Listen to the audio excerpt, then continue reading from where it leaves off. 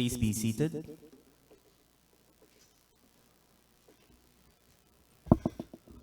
All right, buenos dias, ladies and gentlemen. Good morning to everyone. Welcome to our second Erasmus Plus Capacity Building for Legal and Social Advancement in the Philippines, or CALESA Project Lecture Series for the year 2023.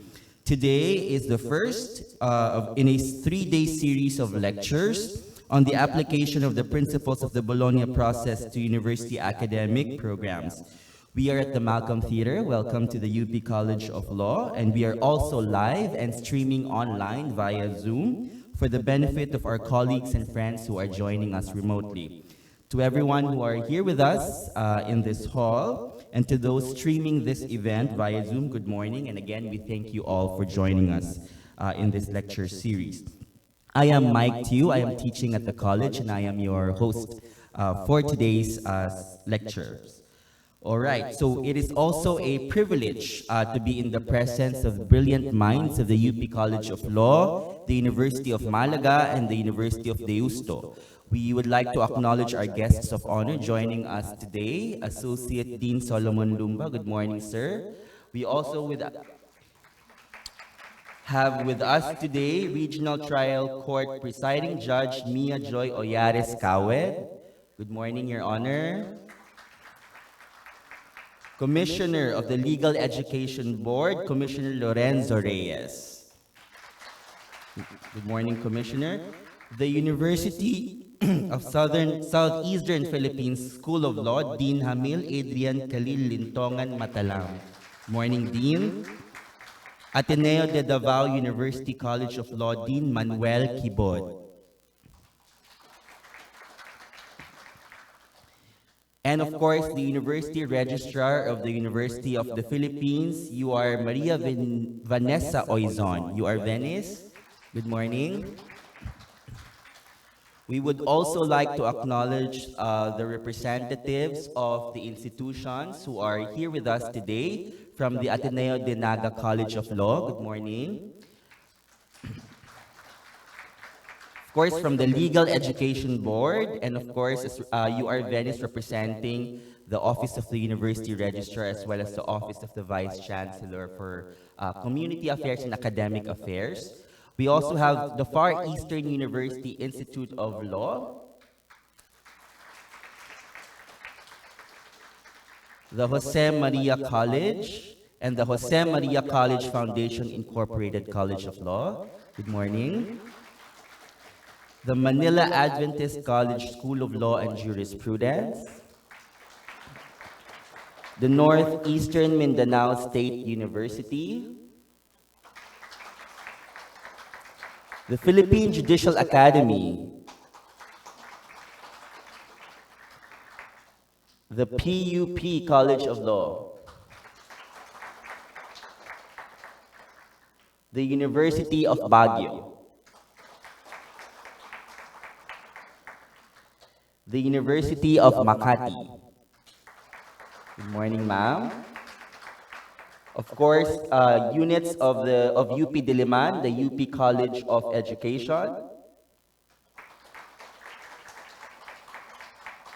the UP Training and Convention Division represented by Attorney Litong. Good morning, Prof. Litong. And then, of course, we also have the University of Southeastern Philippines School of Law. All right. Good morning again to our delegates and to our partner institutions who are here with us today. So, to formally begin the program, may we call on the Chancellor of the University of the Philippines, Diliman, as well as the Dean of the College of Law for his opening remarks.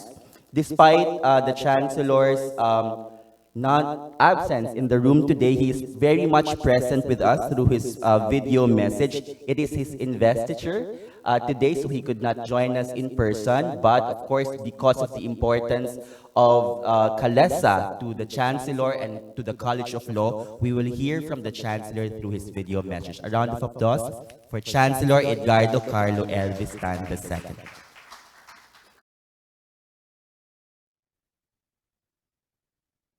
Good morning, everyone. The University of the Philippines College of Law happily and excitingly welcomes all our participants and expert resource persons for yet another conference under the Capacity Building for Legal and Social Advancement, or CALESA project. The project, with its consortium of collaborating institutions from Europe and the Philippines, is on its last year. After learning so many things from each other already on various important topics while getting to know each other well, we wind up with a series of activities this year that will further enrich our knowledge and friendships. It is promising to be a very busy concluding year for CALESA. For this particular conference, the UP College of Law is honored to be hosting important exchanges on the Bologna process, a central pillar of the European Union's higher education system. The alignment that the Bologna process establishes among higher education institutions of EU member states promotes the mobility and employability of their citizens. While Philippine higher education institutions find themselves in a different context, we believe that we can still learn several important things from the experience of our European friends with the Bologna process.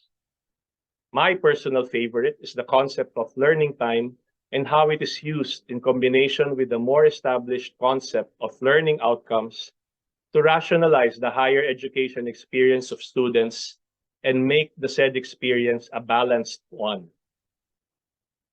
I would like to thank the present delegation of experts who will be with us for the next 3 to 5 days, sharing with us their knowledge and expertise in higher education, and without which there could be no exchange and discussion in this conference.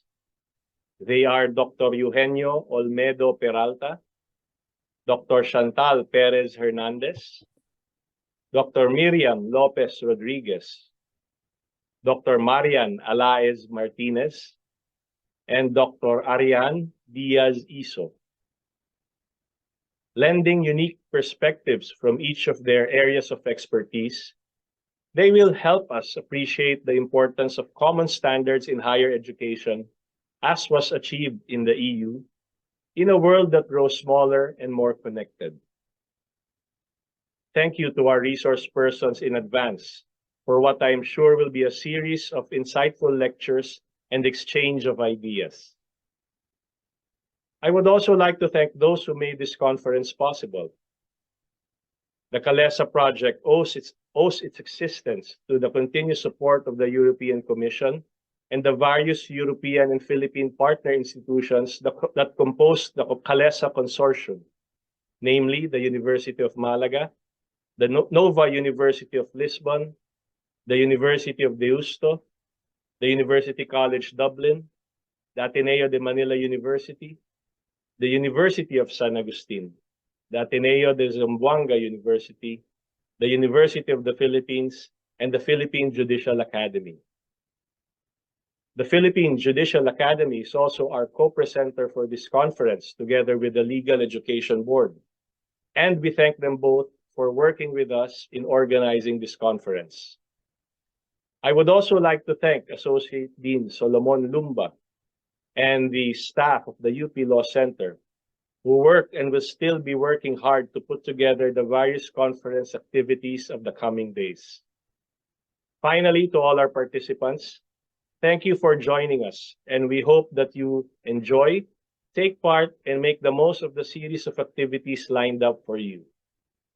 Again, welcome to all of you, and I wish you all a productive conference ahead.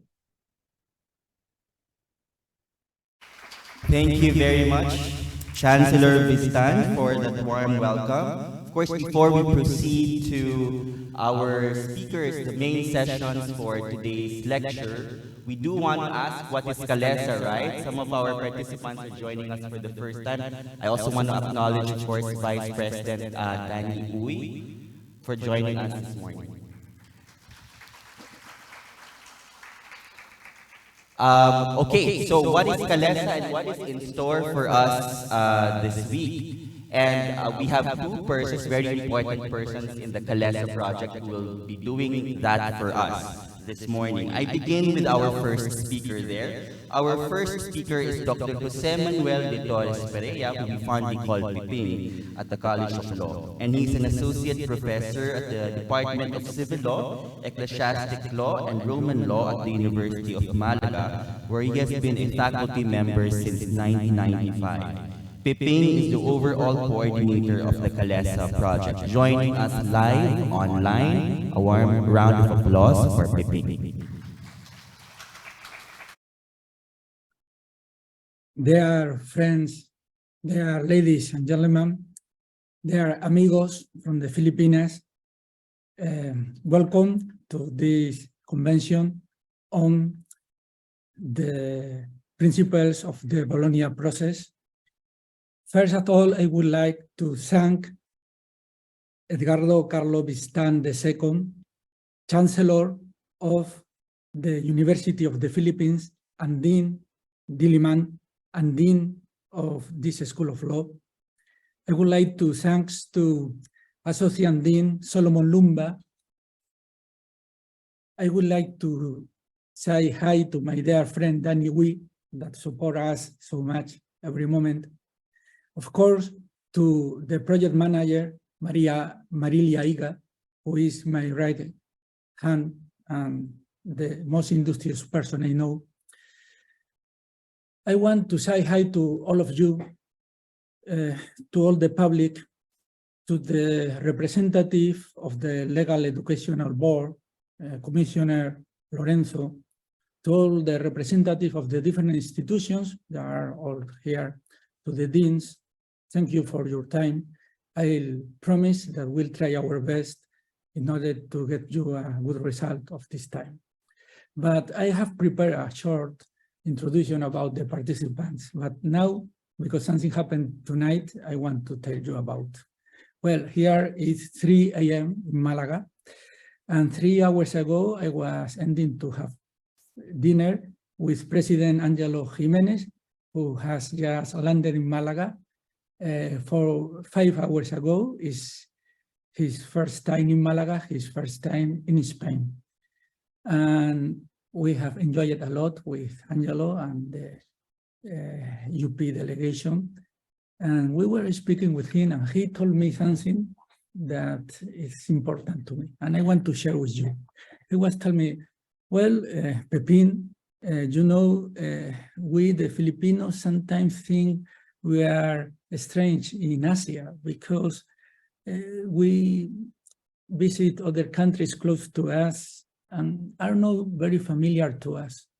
However, when we visit a Latino country, or we are in Spain now, in Malaga, he said to me, we feel us at home. It's a very familiar culture. We think, what happened here? We don't realize that we have that part of our soul is Latina. And I answered him, well, to be honest, it's our feeling also when we are in the Philippines. And maybe because we are not only Latinos or Españoles, we are Malagueños. And I consider that the Malagueños are the Filipinos of Europe and the Filipinos are the Andaluces of Asia. Maybe a good example. Well, I think that this is thanks to CALESA that we have a new opportunity to be together, to know again one others. And in the moment that we have now, we communicate in English, you have Cebuano, Tagalog, Chabacano, but now, and we have Spanish, but we have a new language in common, that is Spanish. The magic happens and we realize that we have a lot in common. Well, that is about tonight. Now, my work. I have to introduce the participants. First, I start with the leader. It's Eugenio Olmedo Peralta.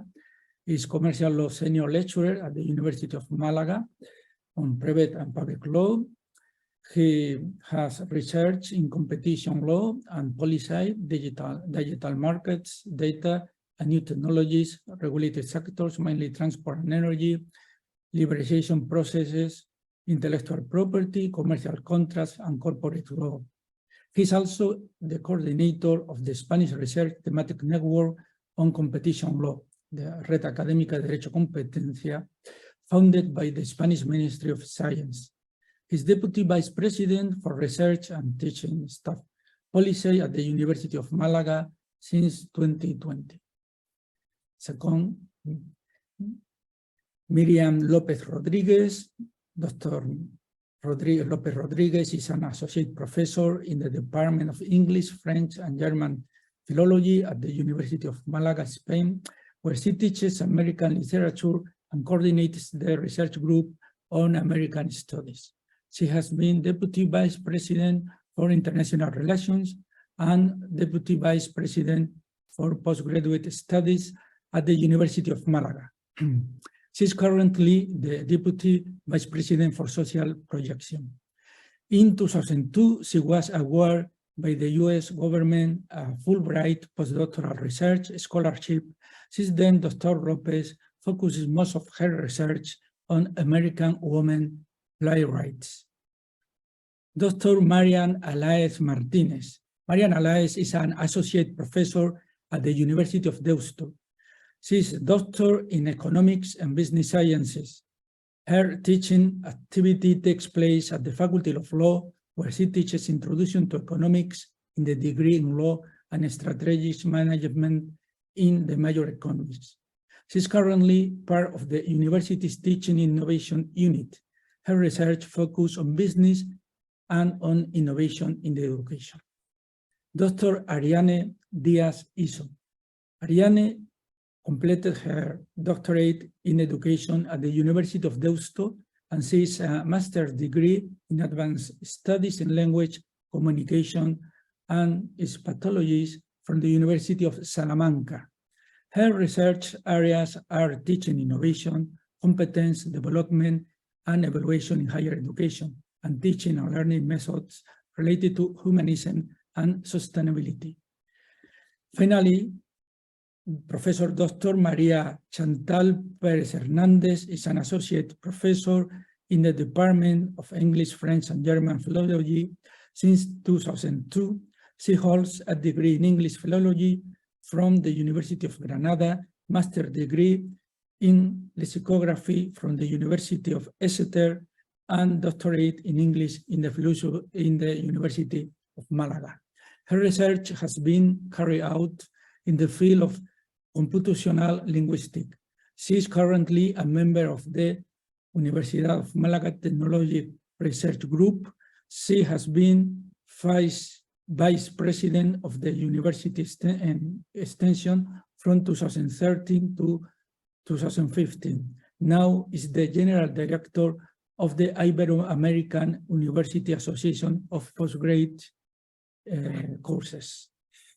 Well, they have prepared a really special seminar on the principles of Bologna, in which they are going to deal about the foundation of the Bologna process, the new legal framework for the university in Europe,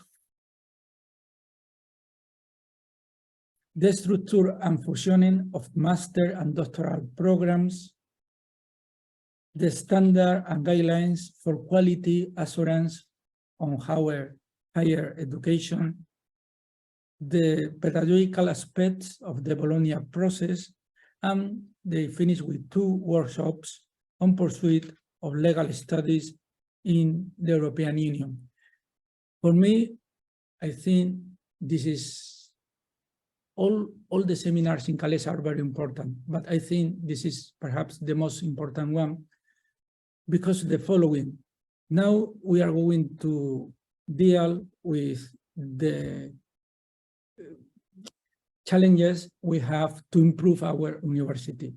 In Europe, we have developed this successful experience, and in order to think that the better is to the future and not the past, we have now the possibility to have a second CALESA, a second capacity building based in this, in a national-wide project based in the improvement of the university in this Bologna framework. So perhaps the seminar is a moment in order to identify altogether what can be one of these points in which we can work together for 4 more years and following with this beautiful experience that we all together are building.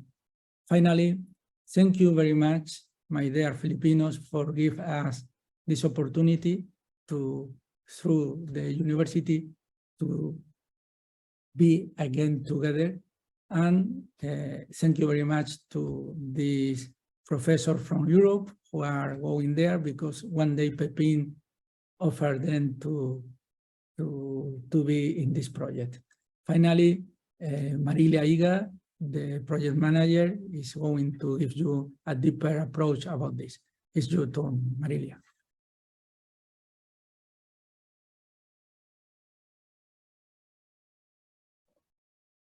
Thank you, Pepin. From the CALESA Project Director, Maria Higa. A round of applause for Maria.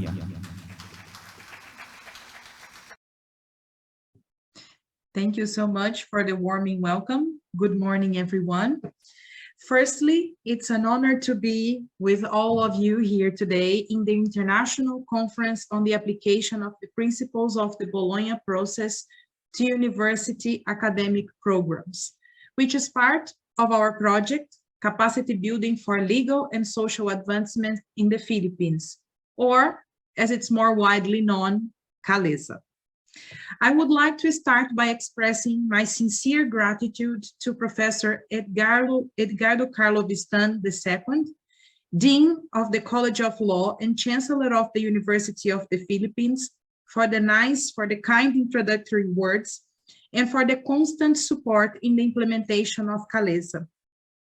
I would also like to extend my gratitude to Professor Solomon Lumba, Associate Dean of UP, for all the dedication to the project. UP has undoubtedly been a prominent partner in CALESA, one without which our goals would never have been achieved. I would also like to take this opportunity to thank Professor José Manuel Torres de Torres Pereira, Pepin, professor of the Faculdade de Derecho at the University of Malaga and coordinator of CALESA, for being the heart and soul of the project and for inspiring us all with his hard work, strong commitment, and never-ending motivation to always do the best in pursuit of a greater good. I would also like to take a few seconds to welcome and thank the members of the Legal Education Board for their presence here today. We hope that with this conference, we are able to start paving the way for a new, bigger, and wider CALESA project in the upcoming year. Additionally, I would like to thank our speakers and lecturers for their presence and for the generosity of sharing their expertise on topics that are of utmost importance for assessing, rethinking, and structuring a better, more innovative, more inclusive higher education system. Finally, I would like to thank and welcome all the national authorities that are present here today, alongside the higher education institution representatives from all the Philippines and all the other members of the Filipino legal community who are in the audience in our conference today. For those who don't know me, they have already introduced myself. I'm Marilia Iga, and I'm the project manager of CALESA, a project that is part of the Erasmus Plus Capacity Building for Higher Education program, and which is founded upon the very strong bond existing between the Spanish and the Filipino legal system, and for whose goals this conference is deeply important. Among its specific objectives, CALESA aims at bringing the EU and the Philippines closer together in the realm of legal and higher education. And for that, studying, researching, and deepening our knowledge on the Bologna process is key. That is, in fact, the main objective of this event, hosted by the University of the Philippines with the support of the University of Malaga and the Philippine Judicial Academy. This international conference starts today and is expected to last until Friday, the 12th of May, 2023.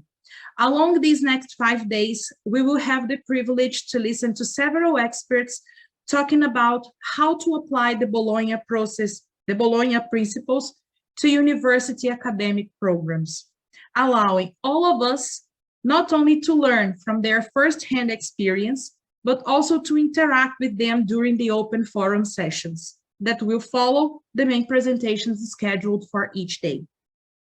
Today, we start with two professors from the University of Malaga, Professor Dr. Chantal Perez Hernandez, who will discuss the foundations of the Bologna process and the construction of the European higher education area, and with Professor Eugenio Olmedo Peralta, who will talk about the new legal framework for universities in Spain, giving us an approach to the University System Act. Their presentations will be the building blocks of the event and will be mediated by Professor Mike Tew and followed by an open forum. After lunch, faculty members will engage in a roundtable discussion regarding the topics explored earlier. On Tuesday and Wednesday, we will take on a more structural approach as Dr. Miriam Lopez Rodriguez discusses the structure and functioning of master and doctoral programs and lifelong learning, and as Dr. Mariana Les Martinez explores standards and guidelines for quality assurance of higher education, and is followed by Professor Solomon Lumba in his final remarks.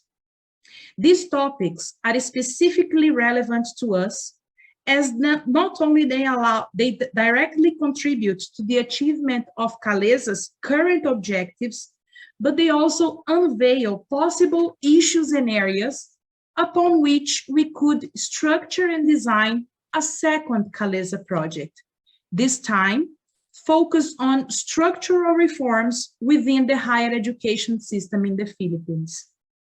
As key objectives of a new project would involve accessibility, innovation, and governance improvement, especially through policymaking, implementation of innovative tools such as quality assurance mechanisms or accreditation procedures, and the internationalization of higher education, I am positive that these sessions in the conference are of the greatest importance for inspiring future collaborative actions between all of us gathered here today.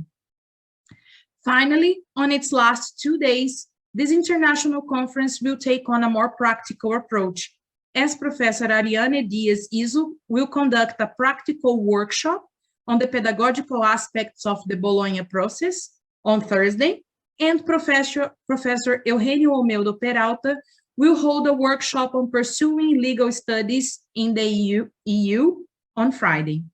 This international conference is one of the most important events within CALESA, not only because its content and expected outputs are deeply connected to our goals, but because it creates an opportunity for key issues to be discussed and learned, opening doors for fruitful future partnerships, especially ones engaging higher education institutions and competent authorities.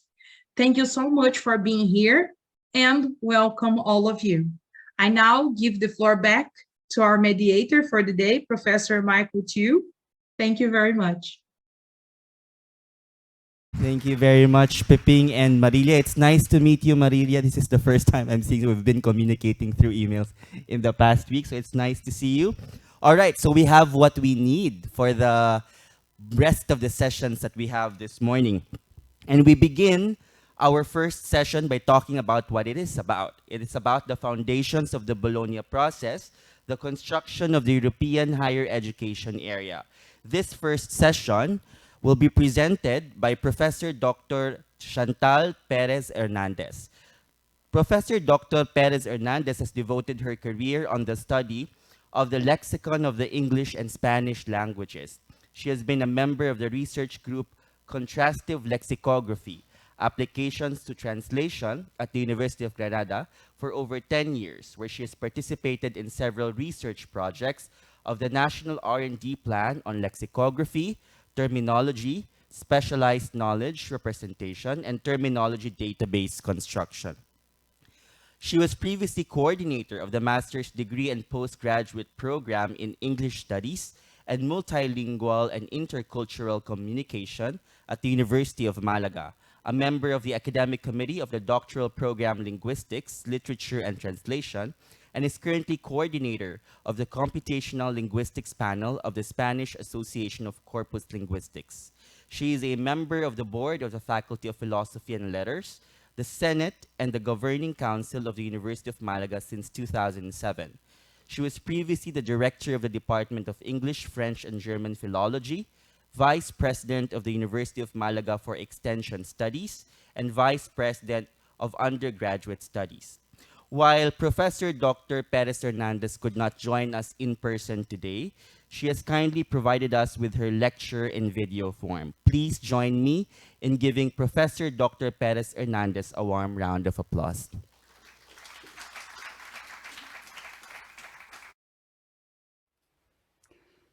Good morning, my dear colleagues, and my deepest apologies for not being able to be there with you this morning. Believe me when I say that I feel very sad to have missed the chance to join my Spanish colleagues in the Spanish team to visit your wonderful country. But in any case, thank you to the organizers, thank you to the University of Philippines for inviting us. This is the first lecture of the seminar, so I'll try to give you some background information on how higher education is organized in the European universities. And I'll give you some information also on the official decisions taken by the governments and the documentation that over the years has been necessary to achieve the higher education area. So in order to explain some of the basic concepts of degree studies in Europe, and also to explain the structure and their functioning, I will mention very briefly the process followed in the creation of the three-cycle structure of the European higher education area. Then I will mention also the European framework of qualifications, which has made possible to create a system that is comparable among countries. And also we see the application of that framework to individual countries in the case of Spain. I'll also mention two of the fundamental aspects of degree studies in the European higher education area, mainly in relation to their configuration. Those are ECTS and also the diploma supplement information. My colleagues in their talks will go deeper into specific aspects, and I'm sure they will provide very detailed information that will complete these introductory concepts.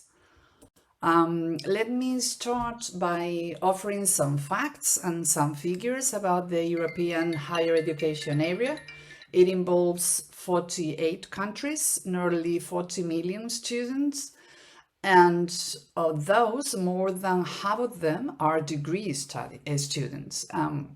Around 20% of the students enjoy some sort of mobility at some point of their study years. And of course, this European higher education area also involves teachers and staff, and they also enjoy some sort of mobility.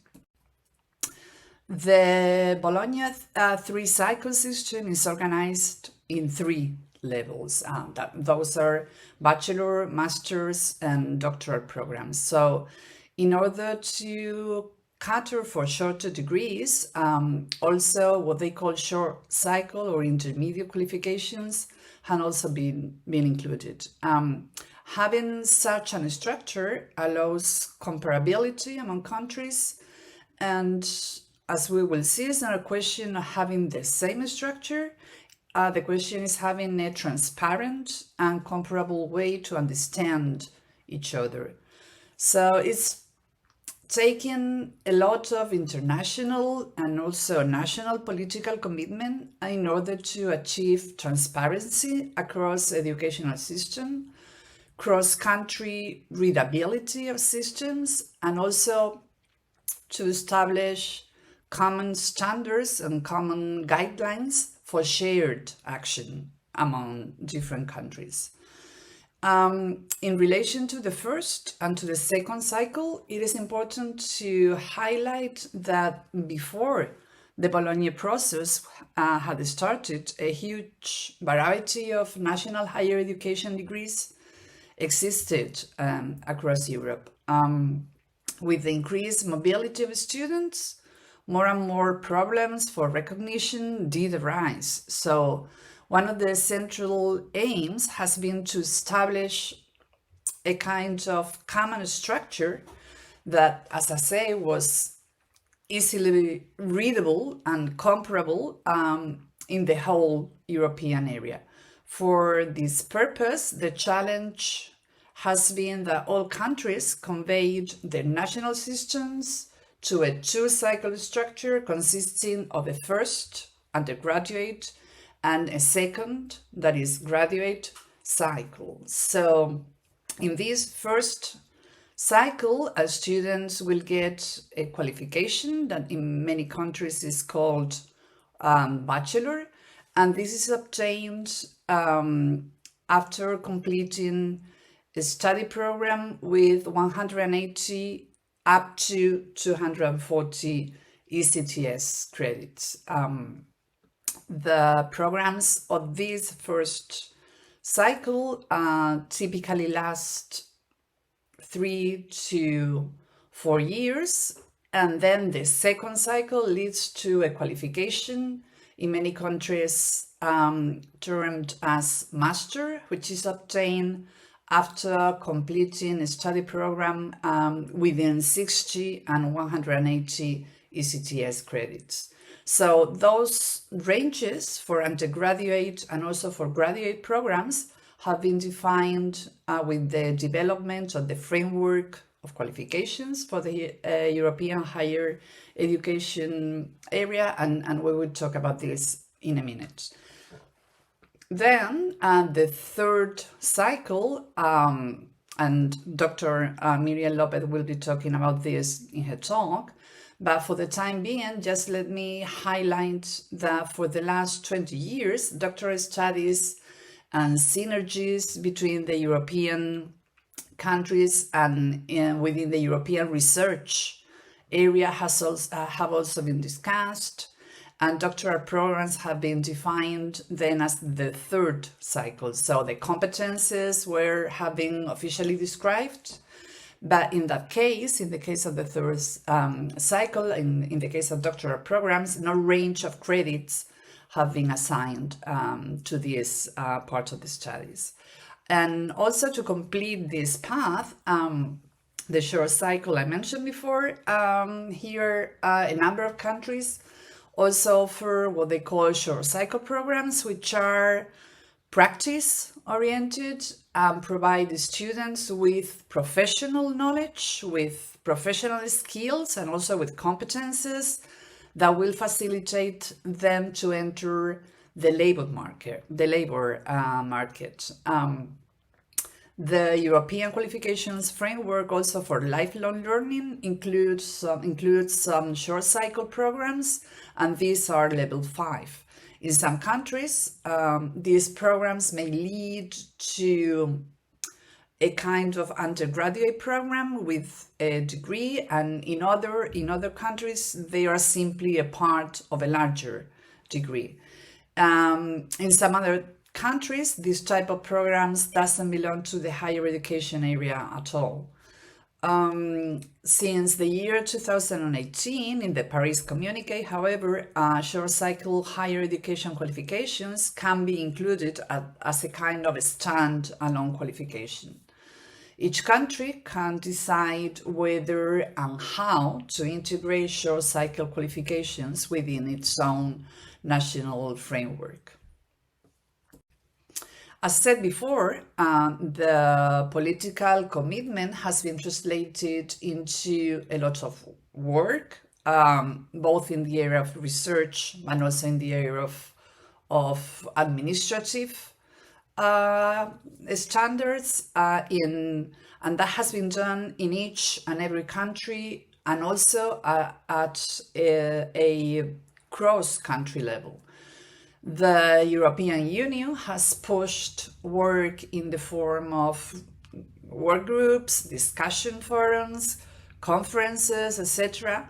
And these have produced quite a lot of documentation, guides, best practice, protocols, etc. You can see some of them here in this slide. Of course, also European laws have been passed, in fact, a lot of them, and those have served as a kind of umbrella for the necessary changes that had to be made in the 48 countries in the higher education area in Europe, and all those countries have to adapt to the structure I mentioned over the years. So now let me turn to some of the key elements that have made really possible this comparable structure across Europe. And the first I mentioned before is the qualification frameworks. They describe the qualifications of an education system and also, very importantly, how they interlink. National qualification frameworks describe what learners should know, what they should understand, and what they should be able to do on the basis of a given qualification. And as well as they also specify how learners can move from one qualification to another within the system, from one cycle to another within the whole system. So it shows the expected learning outcomes for a given qualification. Here, they focus on outcomes more than on procedures, and several learning paths may lead to a given qualification. And I think my colleagues will be talking about that in their sessions. So national qualifications are developed to be comparable and compatible within the general framework of qualifications in the whole of the European higher education area. And this overreaching framework makes recognition of qualifications easier, since specific qualifications of a country can be related to this common framework.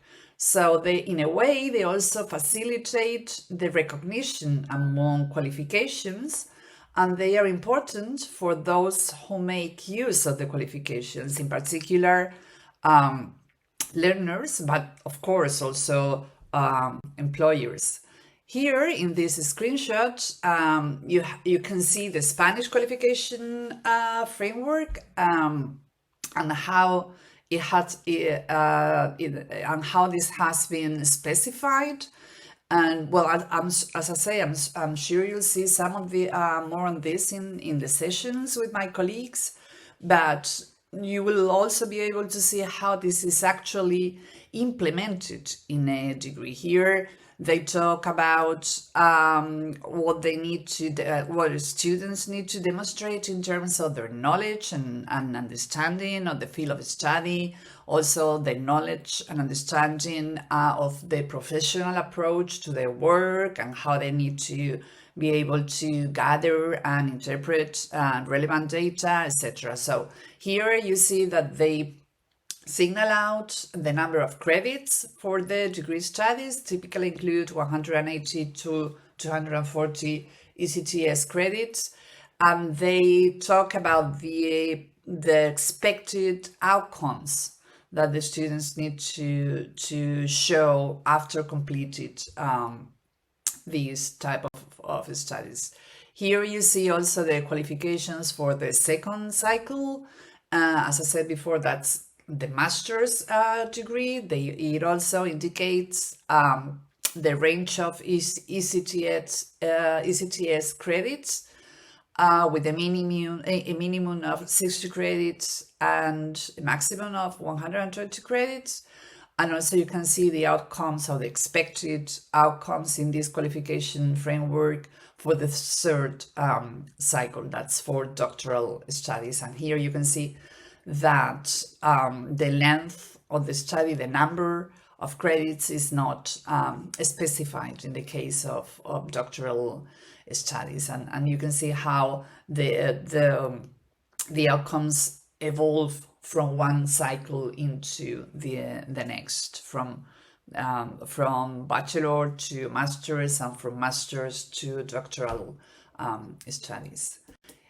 Here in this slide, you can see the actual official version of the Spanish framework for qualification. That's our national qualification framework, and we adapted the European framework into the Spanish case, and that version was published in what we call the BOE.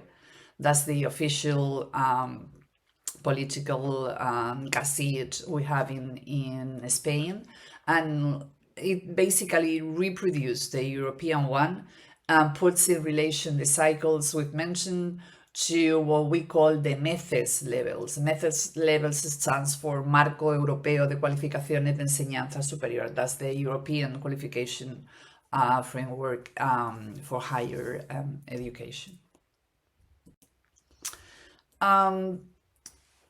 However, it is also important to take into account that there is no single model for the first cycle or the second cycle programs in Europe. And in the first cycle, the 180 ECTS workload characterizes in fact, the majority of programs in more than half of the countries in Europe. Although in some countries, as it is the case in Spain, we kept our traditional 4-year 240 ECTS degrees. And well, only now we are opening up to the possibility of offering some 180 ECTS degrees, but under very specific restrictions. So complying to the learning outcomes and to the competences set in the framework is compulsory and also very important and crucial in order to make the system comparable all across Europe. I've been mentioning ECTS several times, and this stands for European Credit Transfer System, and well, that was the original name, and later it was renamed to European Credit Transfer and Accumulation System. In a way, those ECTS have become the key term or the cornerstone for the implementation of the curriculum reform in the European area, and it focuses on workload of the students and also on learning outcomes. So the innovative tuning project that was originally termed as Tuning Educational Structures in Europe played a very important role in taking the concepts of the Bologna process and translating them into the reality of higher education institutions. It developed a kind of systematic approach that could be reproduced in different higher education institutions when they had to redesign curriculum using ECTS. The focus was on specific subject areas, and they had to develop learning outcomes and reference points to common curricula. And here the emphasis was always on enhancing the quality of degree programs. So as the Bologna process has evolved, the functions of ECTS have also developed. In a way, it now supports the recognition of learning outcomes that a student may earn at another institution, and then when they bring them home, or they also have become a key instrument for transparent curriculum design in each country. So essentially, the ECTS system enables all forms of learning to be recognized within the formal higher education system. So ECTS have proved to be sufficiently flexible and a tool for developing a student-centered and outcome-oriented curricula. And in a way has replaced the traditional input-oriented concepts of curriculum that were previously dominant, more teacher-centered.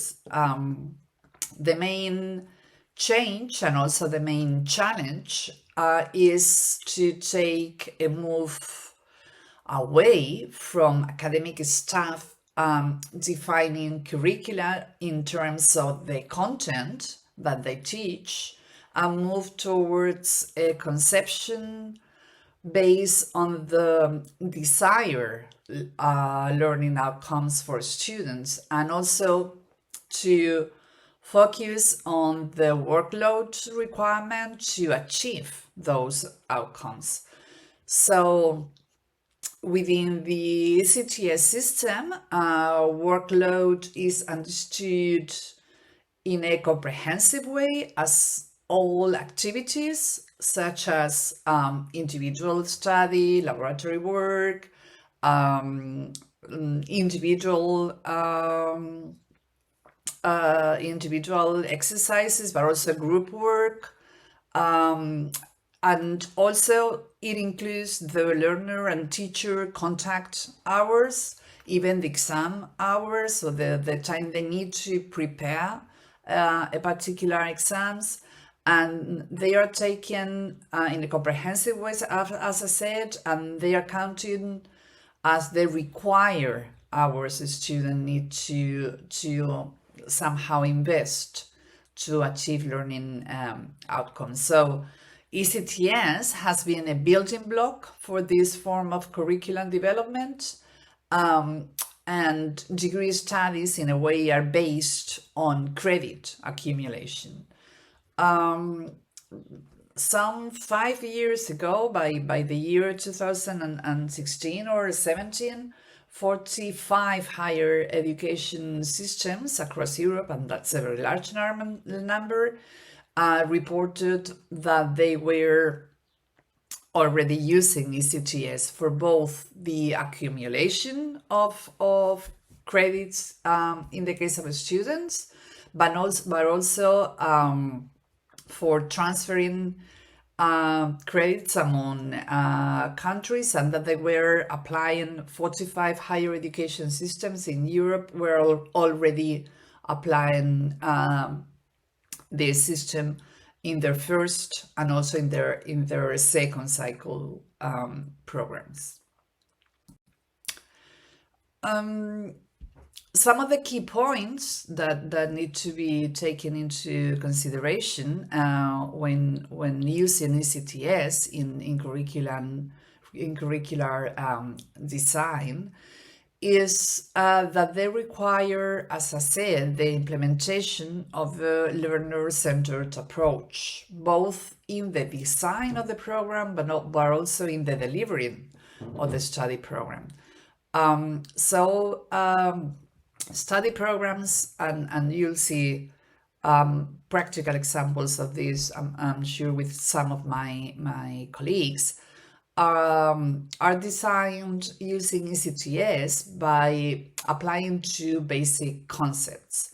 They need to define learner or learning outcomes, and those are statements of what the individual knows, what the individual understands, and also what they should be able to do on completion of a learning process. And the other basic block, as I said, is the estimation of learning time. That's the time, or the typical time an individual will need to complete or learning activities that will be required to achieve the learning outcomes in a formal learning environment. Also, study programs that are designed using ECTS will be delivered ensuring that teaching and learning assessment activities and all the components will be fully consistent with the credits that have been allocated, and that's something quite tricky and quite difficult. That is, within the learning outcomes to be achieved and within the learning time allocated to achieve them. Flexible learning paths should also be included, and they need to accommodate, and that's also quite complex. We'll need to accommodate different learning needs for the students and also different learning styles for the students. So in operational terms, in practical terms, when designing a study program, ECTS credits are allocated first to the whole program on the basis of the general learning outcomes that have been set for it or that have been defined for it, and then to the single educational components according to the estimated workload that is required to achieve the learning outcomes defined for each of those components. So initial credits allocation needs to be regularly monitored and revised, because that estimation is more difficult than it may seem at a first glance.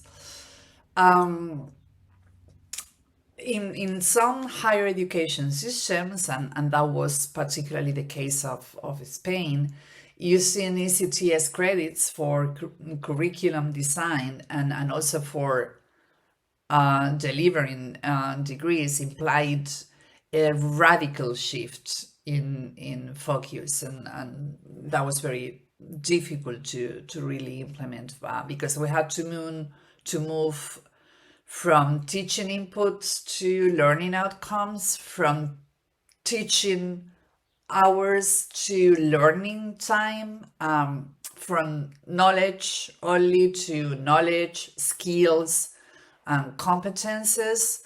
And the shift requires a very deep cultural change in teaching practice, also in the process of learning for students, and well, that may take some time. Good practice shows that change can be accelerated, or as I say here, can be encouraged by international exchanges, by national guidelines, also by institutional monitoring and discussion. But as I said, it takes time, effort, also investment in terms of money and resources, and quite a lot of effort and hard work on the part of the teaching and the academic staff. As I said, all study programs and single teaching learning units are described in a standard format in the ECTS course catalog in degrees in Spain and in most European countries. And this information should be available to national and to international students, both in the national but also in a widely used international language.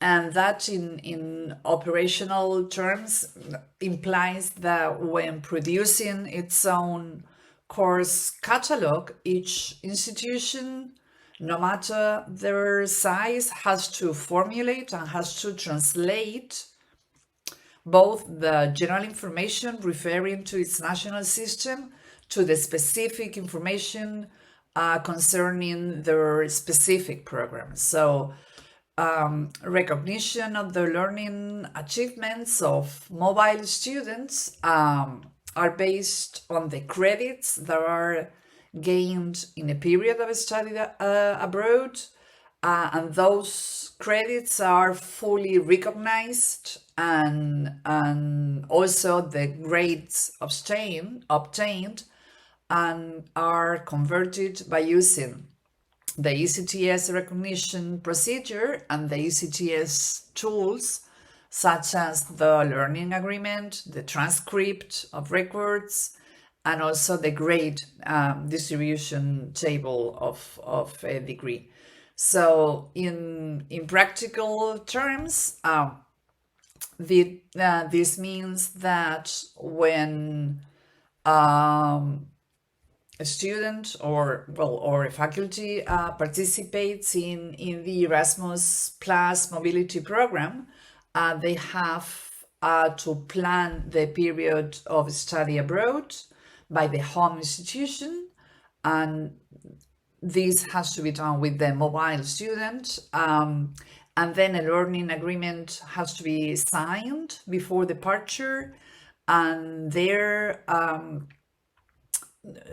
that learning agreement should specify the achievement of a set of learning outcomes, which are compatible or complementary, and not necessarily equivalent, but complementary or compatible with those of the home program. It also has to specify the need or the requirement or the acquisition of an adequate number of ECTA credits. And this does not necessarily involve the one-to-one correspondence of single educational components of the two institutions. But as I said, it may involve a comparable number of ECTS credits. All the credits gained abroad, if they are included in the learning agreement and if they are certified by the host institution in their official transcript of records, will be or should be automatically recognized by the home institution upon the return of the student. And they should be used to satisfy specific requirements of the home qualification. Grades obtained by the students are converted by comparing the grade distribution table of the home and the host institution. Here you can see the official recognition of ECTS in Spain. This is a royal decree published in the BOE, Boletín Oficial del Estado. Here it is specified that ECTS credits normally imply a range of 25 to 30 workload hours in the part of the student. And also in this same royal decree, the range of grades, both numerical grades and also qualitative grades are established in order to make them comparable to the grades that students may obtain in other countries. What you can see here is the common structure to degree studies in Spain. All of them will read as graduado, graduada, and whatever.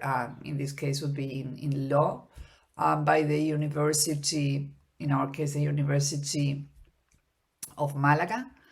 All of them, or nearly all of them, will include all the activities in 240 ECTS credits. And out of those, 60 credits minimum will have to be from what we call basic subjects, and those are linked to the field, to the knowledge field of the degree, and they should be offered in the first half of the degree. Some of those of our degrees may include internships in institutions or in companies or whatever, but that will be up to a maximum of 60 ECTS credits.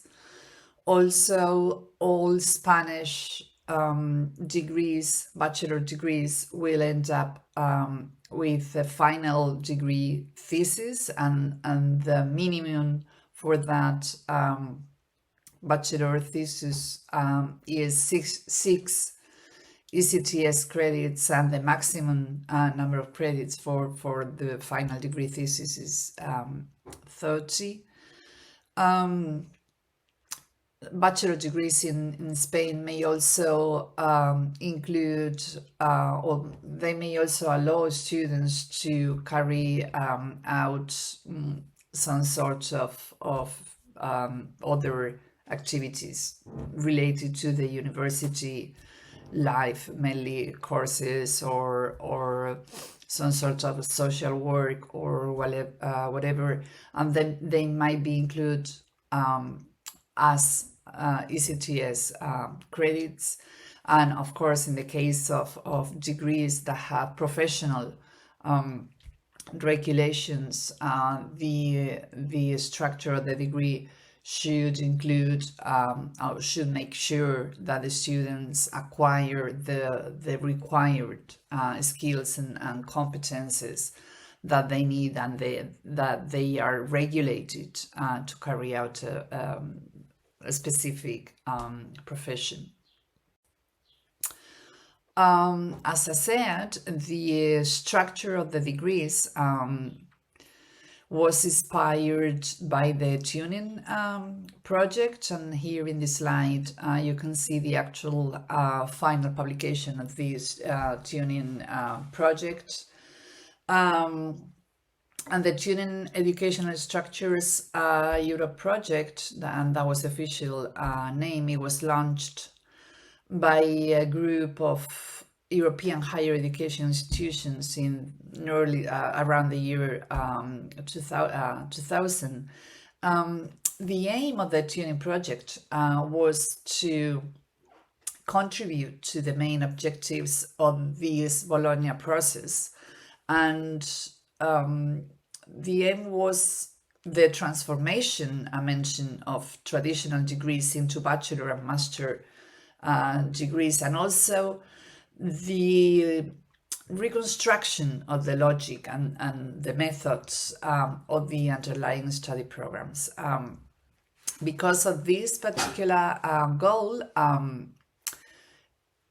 I think it's not surprising that the activities of the tuning project were from the beginning closely followed by the European networks of the European Commission, and they also were pushed and followed by the Council of Europe, and also by UNESCO.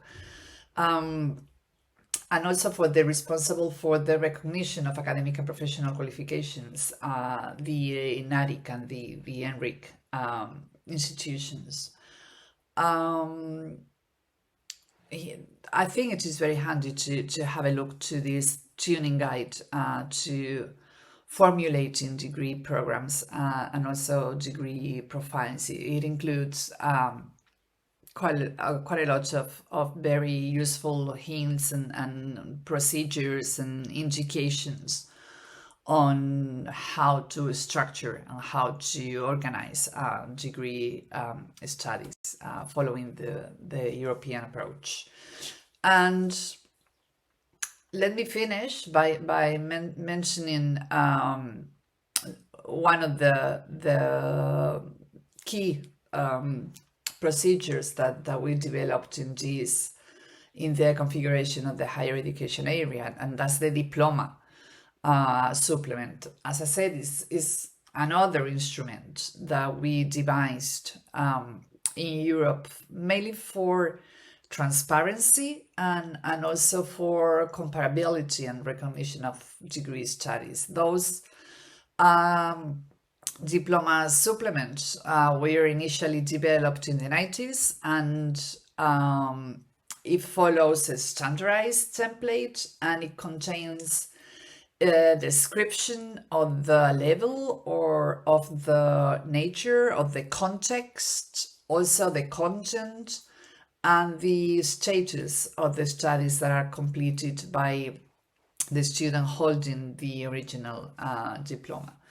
So the goal is to increase, as I said, transparency, somehow to have a written record of what the student has actually done in his or her university years. And probably the main purpose of this is securing employers what the students actually or really know, but also, as I say, it facilitates academic recognition for further studies when students move from bachelor degrees to master's degrees, or from master's degrees to doctoral studies.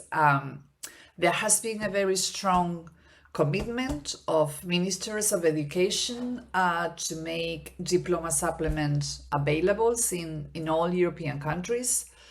While progress has been continuous, the truth is that it has also been gradual. It has taken much longer than I think Europe initially anticipated for the commitment to be made. And the main reason for this delay is that issuing the diploma supplement was not a purely technical challenge, even though it has proved or it was perceived as a technical challenge. Rather, the diploma supplements were a key element in a shift towards competence-based approach for higher education qualifications. Many higher education institutions and systems had to go through a long learning process in order to be able to understand the new paradigm, the new way of doing things. And after that, they had to describe their learning outcomes in an adequate way. Now the European area has encouraged the use of these diploma supplements, of course, in a digital format and not only in paper. And as you can see here, it contains 8 different sections, and in each of the sections you have information about the function of the qualification. You also see possible additional information. You see the certification of the supplement. You see information, in our case, of the Spanish higher education system to place the actual studies the student has carried out within that system. You see also information identifying the holder of the qualification, information about the specific degree the student has obtained, information about the level of the qualification, and then in the second page you see information of the contents and also of the results the student has obtained, and also it includes some sort of different types of additional information on the activities and additional courses or additional skills or additional qualifications the student has obtained. So this is how a diploma supplement looks in Spain, and is comparable to the one a student would obtain in Italy or in France or in Germany. And that's all. So thank you for your attention. I'm very, very, very sorry that I won't be there to answer your questions or to reply your comments. As I said before, believe me, I'm very sad. I cannot be there physically with you enjoying your wonderful country. But in any case, thank you for your attention, and I'll be available for you on email. So drop me an email if you have any questions or comments, and I'm sure that my colleagues will be able to do the kind of follow-up to this talk that you need. So thanks again, and enjoy the seminar. Bye. Thank you very much, Professor Dr. Perez Hernandez. So as Professor Dr. Perez Hernandez had said, you may have questions, and she will not be able to respond to it now, but you can ask our other speakers. And of course, we also have someone from the UP College of Law who will give his reaction to the presentation of Professor Dr. Perez Hernandez. He is with us today in person. Let me introduce our our reactor to the first presenter, to you who are in the room, and also to the 71 who are joining us online via Zoom. Our reactor to the first presenter is a legal officer at the University of the Philippines Institute for Maritime Affairs and Law of the Sea, a lecturer at the UP College of Law, and a fellow of the Philippine Public Safety College, and a trustee of the Foundation for the National Interest. He served as legal advisor or member of the Philippine delegations on the Philippine-U.S. Agreement on Enhanced Defense Cooperation, the Benham-Rice Extended Continental Shelf Submission, the UN High Seas Treaty, and the ASEAN Convention on Trafficking in Persons. He has given policy briefings for the DND, the Department of Foreign Affairs, and other Philippine agencies and organizations, and he is a teacher through and through who would be able to react meaningfully to the presentation of Professor Dr. Perez Hernandez. I give you Professor Neil Simon S. Silva.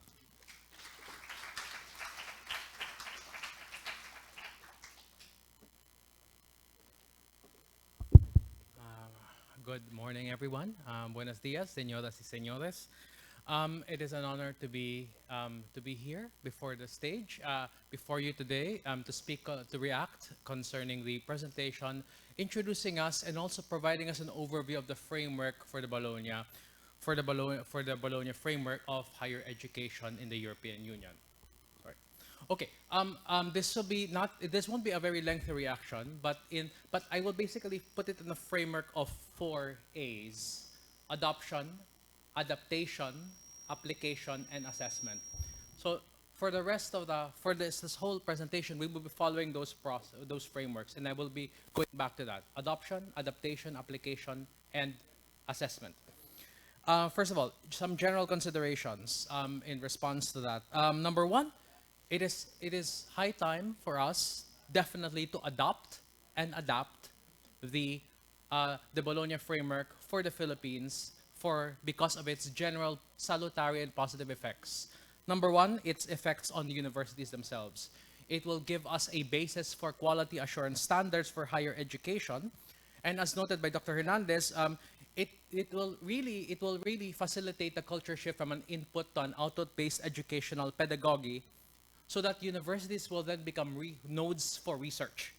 We will no longer be producing merely technicians who know how to do skills, but rather scientists who are actually able to expand the frontiers of knowledge, because they're, from the very beginning of the educational process, they will be already creating output and research as part of their education process.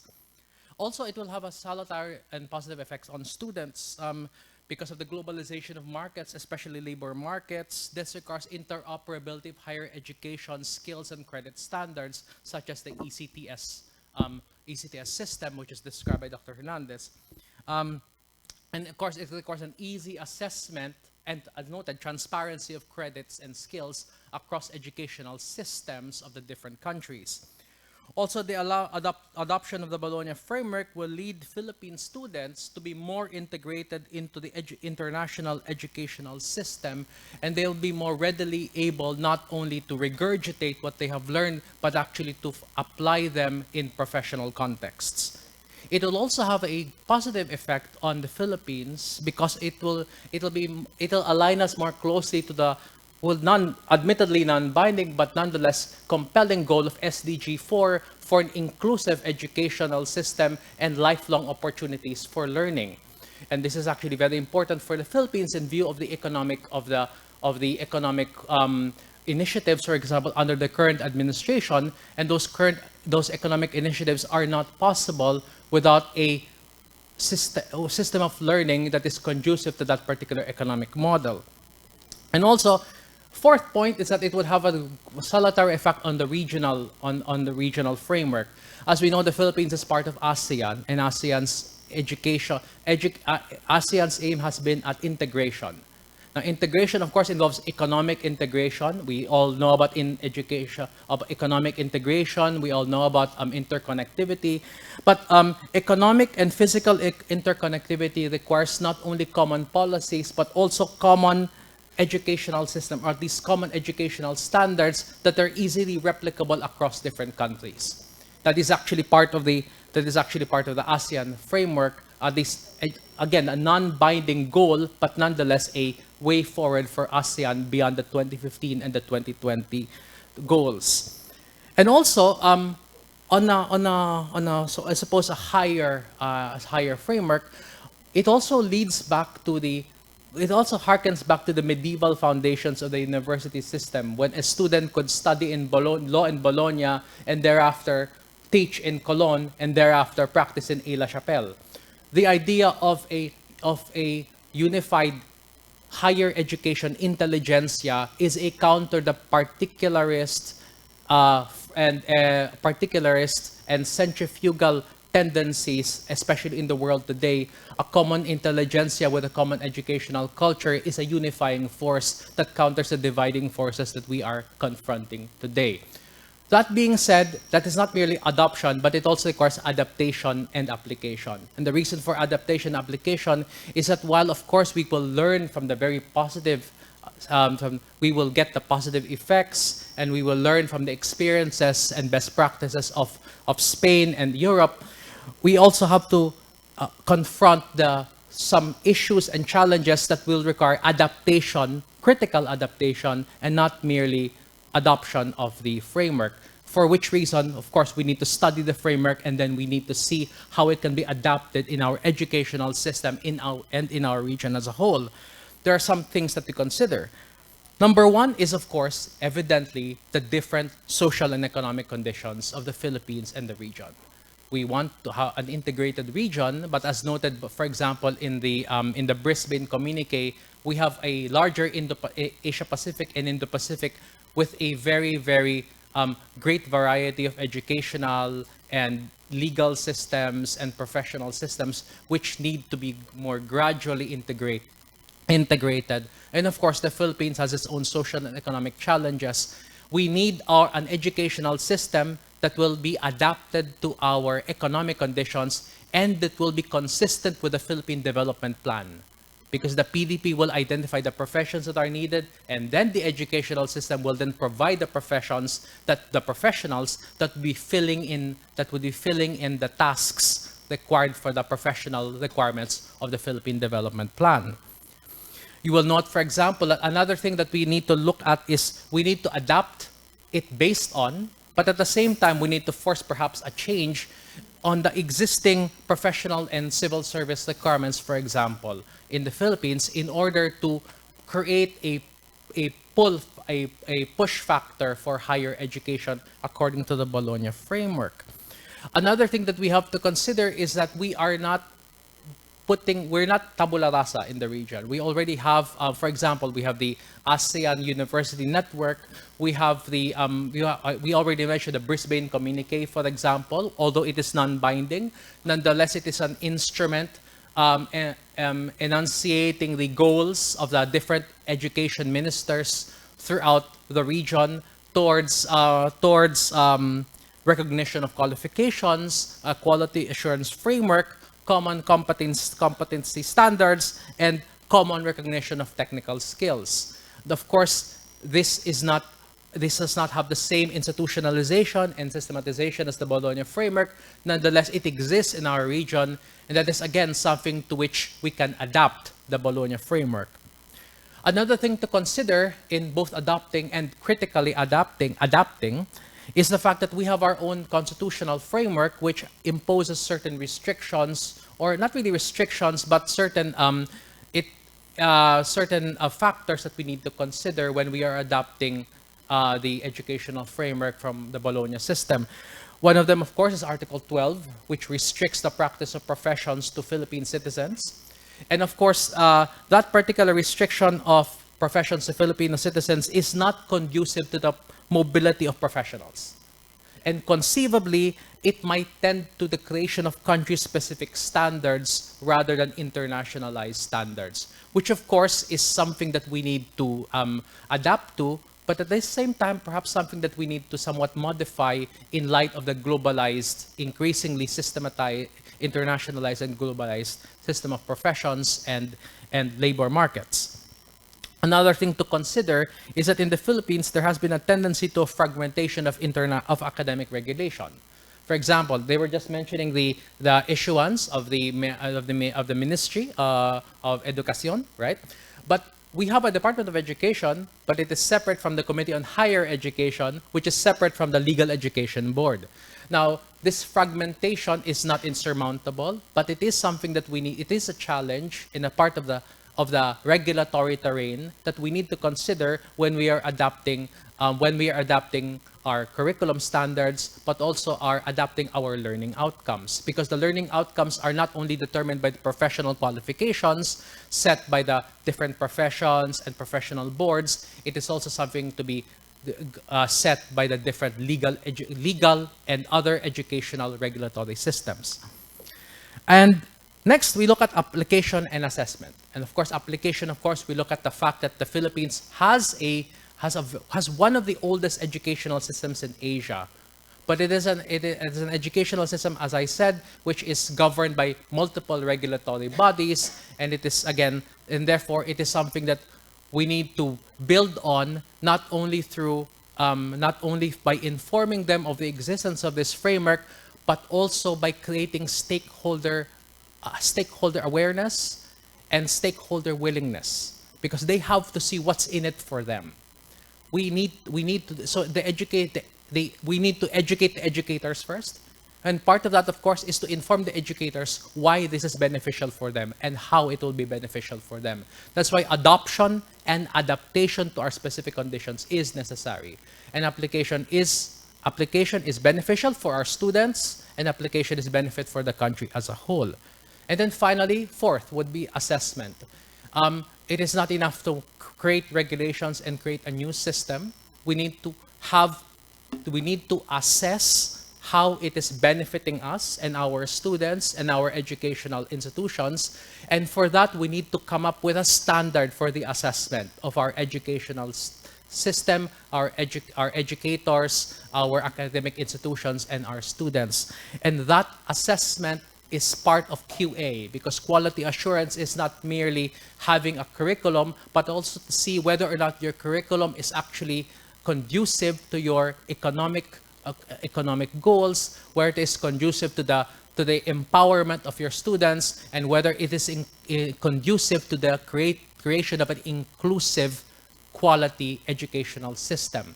And of course, one last note is that we also need to assess the system based on changes, economic changes, social changes, and above all, technological changes. We have, in the last year, we have become aware of the development of generative AI, which actually has been around for some years, but we're just noticing it now.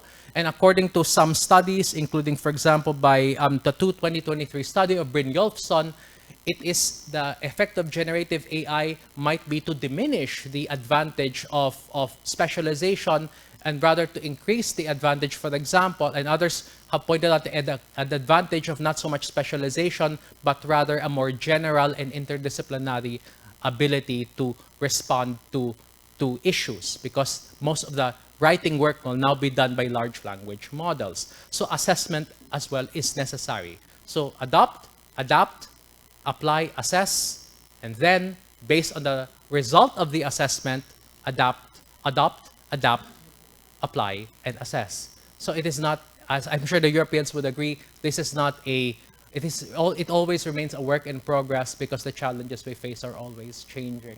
So basically that's it. So I hope that so I am very grateful for the introduction to the Bologna framework provided by the Dr. Fernandez, and I hope that we can, as academics, as students, and as practitioners, adapt it and adopt it for the advantage of our students and for the advantage of our country. Thank you all very much.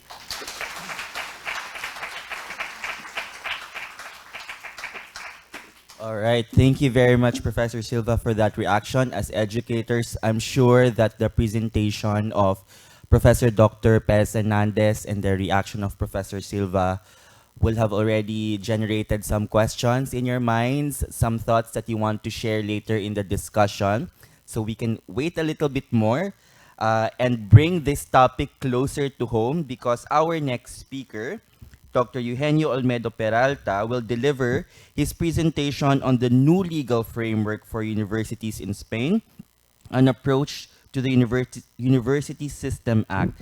And his presentation will introduce to us key reforms to the higher education structure in Spain and the university staff organization in Spain and the EU. But before that, let me introduce Dr. Olmedo Peralta. He's a commercial law senior lecturer at the University of Malaga and has worked in different research institutions in Spain, Italy, and Germany, and authored 4 books and over 60 book chapters and articles published in national and international scientific journals. Currently, he is the principal investigator of 2 Spanish national R&D projects covering dynamic competition in digital markets and, as Prof. Neil mentioned, AI innovation, as well as the protection of consumers and small businesses in digital markets. He has been the Deputy Vice President for Research and Teaching Staff Policy at the University of Malaga since 2020, and was previously its Deputy Vice President for Degree Studies and Academic Secretary of the Faculty of Law. He is also the current coordinator of the Spanish Research Thematic Network on Competition Law, founded by the Spanish Ministry of Science. After obtaining his master's at the University of Malaga and its PhD at the University of Bologna, Dr. Olmedo Peralta completed his postdoctoral studies at the Max Planck Institute for Innovation and Competition in Munich, where he is in the middle of completing his postdoc also in economics. Please give a warm welcome to Dr. Olmedo Peralta.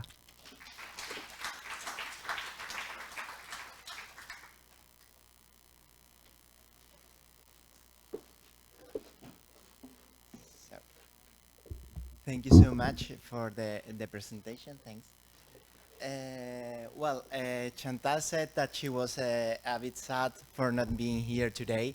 I must say that I am happy to be here again in the Philippines, surrounded by such beloved friends as you are. And I am especially grateful for the very interesting intervention of Professor Silva, that I think that he has pointed to certain aspects that are very relevant for the purpose of this seminar. Professor Perez has just given a lecture about how has the Bologna process evolved in the last decades, and I am going to focus on what is the present situation in Spain. In Spain, we have, since we started this Bologna process, we have had different national regulations on university education. And currently, we are suffering a process of revision of our national rules on universities, on the university system. Actually, I am going to, let me see, where is change? Oh, okay, perfect. So, one moment. Okay, I am going to talk about the last rule that we have, the last act that has been passed just 2 months ago. This is the Organic Act number 2 of the year 2023 on the Spanish university system. So we need to readapt our legal regulation on universities in order to have a better framework for universities. This framework established what is the university system itself. It considers that in order to regulate or to provide a regulation on higher education, we need not to focus only on universities, but to consider that the university system is something broader.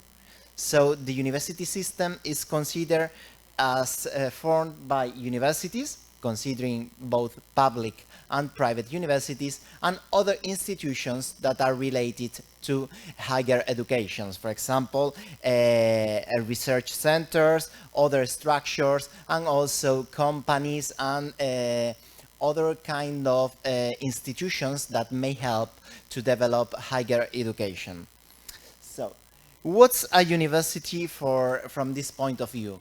For the first time in history in Spain, we have a definition of what is intended to be a university.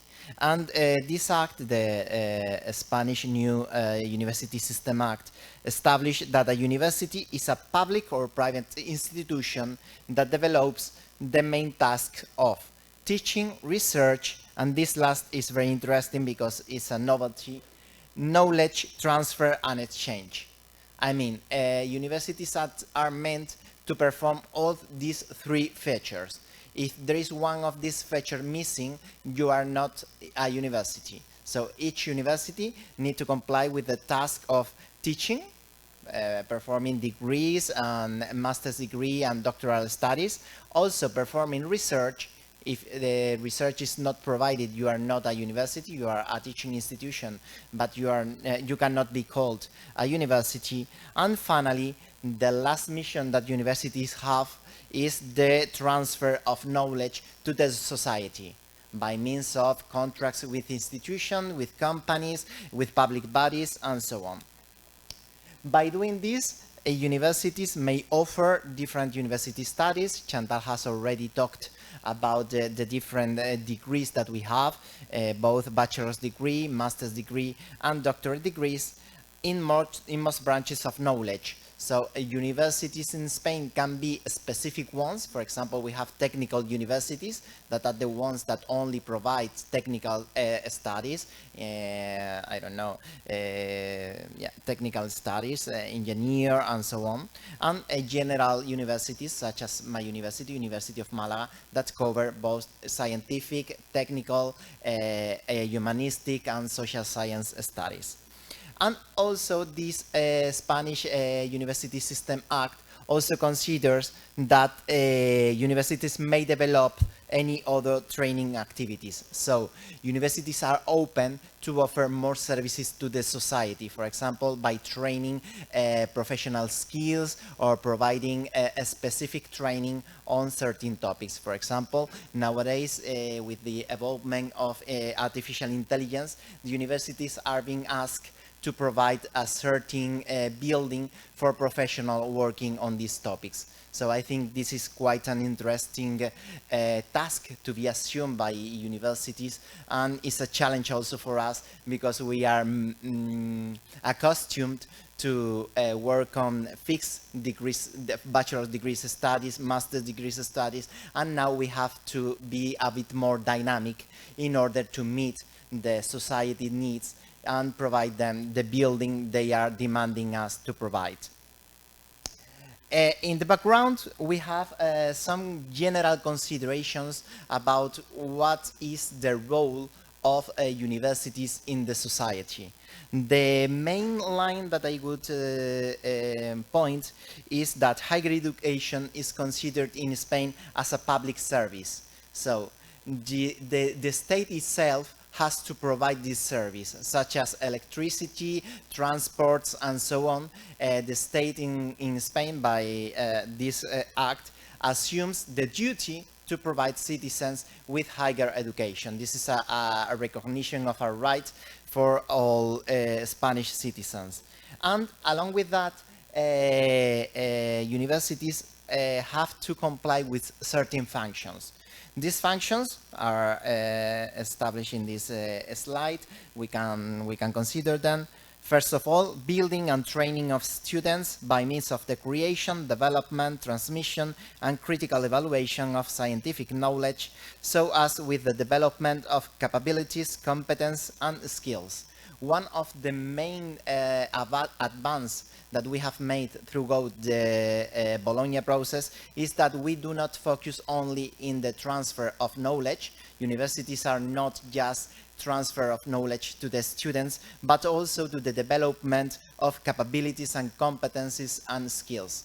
We do not want only to transfer the knowledge, but also teach the students how to perform something or how to develop the capabilities in order to be able to perform a certain task, a certain professional activity in the market.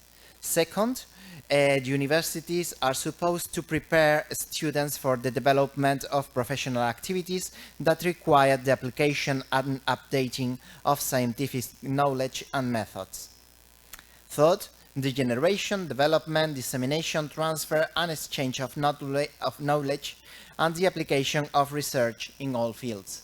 So another important goal that universities have is not keeping the knowledge in the university professors and university students, but also to transfer this knowledge and collaborate with this knowledge with companies, public bodies, and mainly research institutions or institutions that are based in this knowledge. Next, the promotion of innovation from knowledge in social, economic, environmental, technological, and institutional areas. Next, the contribution to social well-being, economic progress, and cohesion of society and the territorial environment in which universities are located. This is connected with what Professor Silva just said. University system needs to consider and to take into account in which context universities are.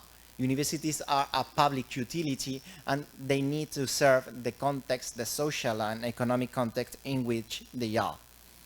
Next, another goal of universities is the creation of spaces for the generation and dissemination of critical thinking.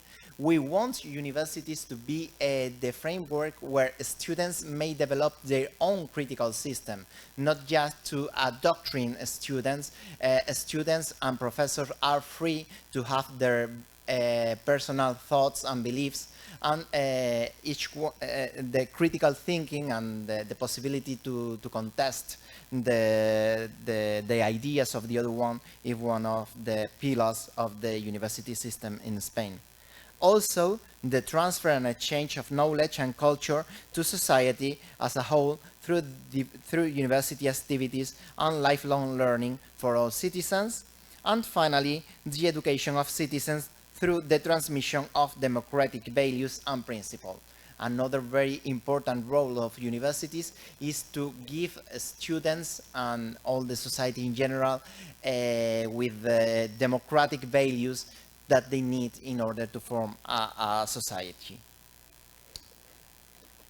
Another main foundation of Spanish universities, according to this University System Act, is the autonomy of universities. This is a principle that is established in our very constitution. So the Spanish constitution established in Article 27 that universities have the right to an autonomous functioning. That means that they have a legal personality and that they have certain rights in their functioning. For example, universities have the freedom to establish their strategic lines of development. They may choose their teaching, research and innovation policies, the quality assessment, the financial control is autonomous from political bodies, the staff is independent from political bodies, students, culture, internationalization. Every policy is determined by the very university. So there is no link with political or economical power. Each university is free to establish their lines, their policies. Then universities are free to draft their own functioning rules. So the way each university functions, the way it is organized, is decided by the very university. There are certain standards that we are going to see in this brief presentation, but each university can manage itself as it wants. Then the universities are free to design their own organization and structures. The election, appointment, and removal of the corresponding governing and representative bodies is also free for the universities, so as the structure and organization of official study programs, other teaching offer and lifelong learning, research and knowledge transfer and exchange policy, the staff policy, and as for students, universities are free to decide on the admission, evaluation, mobility, scholarships of students, and so on. And this autonomy of a university is also based on the academic freedom of university professors. This is also a constitutional right that university professors we have, and this means that we are free to teach on the values and the beliefs that we want. So we cannot be persuaded to provide a certain ideological way our teaching. So we are free to have our own ideas and to transfer them to our students while promoting their critical thinking, so they can disagree with us and this cannot have a repercussion on their evaluation or on their marks. Another important part is that universities are created as institutions for research and teaching. So we have two functions that professors need to comply with. So university professors, we are in Spain considered as research and teaching staff. You have to develop both of these activities. One cannot think about a professor only as a teaching person or as a researcher. Each professor needs to be a teacher and a researcher. As for the organization of teaching, teaching is a duty and a right of each professor. We have this freedom of teaching. We can choose how to teach on what ideas transfer our knowledge. The teaching can be in person, virtual, or in a hybrid method. This has been an advance after the pandemic that the virtual training developed for quite a lot. It's also, we focus also a lot on teaching innovation to use new innovative teaching techniques, and the teaching techniques are evaluated and assessed and valued. Teaching also follows a quality assessment, and we have the different levels of teaching: bachelor degree, master degree, and doctoral student studies. As for the research and transfer of knowledge, as I have mentioned, is the other function of professors at the Spanish University. Each professor has not only the right to perform research, but also the duty. So a university, and Spanish University, may ask all its professors to perform research. If you do not do any research, the university may ask you to perform that. The universities also have the duty to create and foster research structures by means of promoting research projects or give research facilities, for example, for technical studies or scientific studies. This research is also faces an evaluation process on the quality of your research. You just cannot perform research. This must be a high quality research, and the quality of your research is evaluated by an independent agency, and according to this independent agency, the quality assessment agencies, you get an evaluation on how have you performed with your research. And if you get a good research evaluation, you receive an economical compensation or an extra retribution for the work you have done. And finally, the new regulation on university fosters what is called open science research. That is, that we just that we are not just asked to make research, but also to provide free access to the result of our research. So we are asked to publish in open access journals and to provide, to grant free access to any research that we have performed. Maybe this, for me, that I am a lawyer, that I am a law professor, is not so important, but think about scientific professors or in medicine and so on. They have to disclosure all the results of their research as soon as they have been provided. So I think this is a very important point of our new regulation, that we try to foster this open access science. As for the government of public universities, I have mentioned that we have autonomy in order to decide how to organize our universities, but however, each Spanish university has a similar structure. At the head of the university, we have the president, that is called the rector of the university, and the rector has a governing team that is made by vice presidents, deputy vice presidents, and so on. This is the ones that are organizing the whole university. Then we have a governing board that is integrated by a representative of the different schools and faculties of the university, also representative of the administrative staff, and also representative of the students. And they are the ones that take the most relevant decisions for the university. So the president is the one leading the goals, the policies of the university, but each important decision needs to be approved by the governing board, in which all the university community is represented. Then we have the University Council, that is a bigger board, it's a bigger body, in which all the community is also represented, but this body, since it has a larger representation, is only for the most relevant decisions. For example, if we want to change the rules of organization of our university, this needs not only to be approved by the governing board, but also by the University Council. Or when we need to decide the strategic plan of the university, it needs to be assessed by the University Council. We also have a student council that is made by the different students' representatives.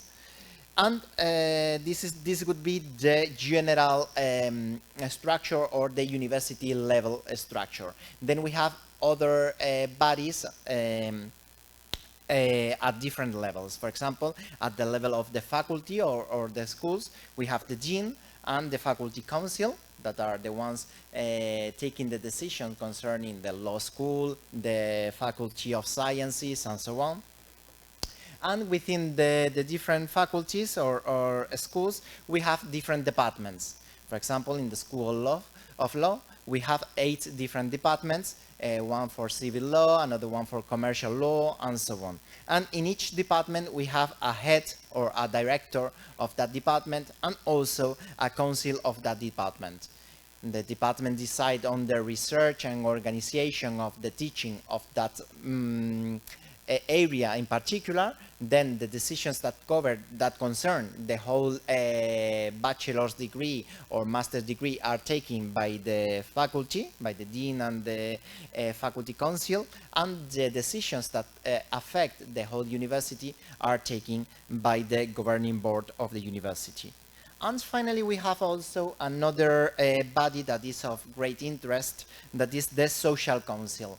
The Social Council does not have a specific attribution, does not have specific competencies, but it is the connection between the university and society. So it is made, it is composed by a representative of the society, the economy of the region, and also of the university. And so its main scope is to provide these links between the university and also the society and the economic framework. So these bodies term last for 6 years, and they cannot be renewed. So if I become the president of the university, I can only stay as a president for 6 years, and there is no possibility for a renewal of me in that church. And then we are going to pass into one topic that affects me most, because I am the Vice Chancellor for University Staff Organization. And so we are going to talk about what are the different staff positions that we have in Spain. In Spain, we have different categories of staff. First, we have to distinguish on the scope of this staff. We have the teaching and research staff that are made up of professors and researchers. They can be tenured or non-tenured. We are going to talk about that. We also have an important body of administrative staff that are all the colleagues that help with administrative tasks. The secretaries, the administrative staff, and so on, and other workers of the university, such as the library, lab staff, technicians, and so on, that also cooperate with the university task. We are going to focus on the teaching staff. We can consider different categories, and these categories depend on the status these professors have. We can differentiate between tenured and non-tenured staff, depending on if you are a permanent or non-permanent staff in the university. And within the tenured staff, we can also distinguish between those that are civil servants and those that are not civil servants. The difference maybe could be not easy to understand from the Philippine point of view. Civil servants are contracted by means of administrative law contracts and not by labor law contracts. So you are a worker for the state, and in case that your position is not needed anymore, the state has to put you in another position, but you cannot be removed. Once that you get the state of a civil servant, you are working for the government, and the government may change the place in which you are, but you cannot be licensed. As for the positions, we have many different categories of professors. You can see here several categories. The main ones are the first 5 ones are the most used one. They represent the 90% of our staff. The main or the highest category of professors that we have is what we call catedrático, that could be a full professor. Then the second level that we have are profesor titular, which could be, its translation would be senior lecturer or associate professor. Then we have, this is a new figure because the new act of 2 months ago has changed the name of the positions. We have what is called profesor permanente laboral, which could be translated as lecturer or associate professor, but its level is lower than the one of profesor titular. Then we have profesores ayudantes doctores, junior lecturer, and profesor asociado, teaching fellow, associate lecturer, or adjunct professor. And finally, we have two categories. The first one is profesor ayudante, that is not much used. Actually, they are in Spain, I think they are less than 1% of the global, and they are not much used. They could be translated as teaching assistant or tutors. And finally, we have profesores emeritos, that is a professor or a lecturer emeritus. That is someone that used to be a full professor that got retired, and in order to recognize its special capabilities or the possibility to go on contributing with his knowledge to the university, his contract with the university is extended for a period of 2 to 4 years along. And we have other 3 new categories from the new act that would be profesor sustituto, that is a substitute professor. This is not a tenured professor, is someone that is appointed when he is needed. For example, if I get sick and I cannot perform my lessons, we can appoint a substitute professor in order to cover my lessons. Also, we have the figure, and this is very interesting for the scopes of the Bologna process, the profesor visitante or visiting professor. This is a professor from another university in Europe that comes to my university for a certain period of time, up to 4 years, I think, to perform their research and teaching activity. This is a very interesting position, and I hope that we have loads of visiting professor. And finally, we have the possibility to hire a profesor distinguido or distinguished professor. This is someone that is of particular relevance for a certain scientific field that is hired for a certain period of time in order to contribute to our research or teaching.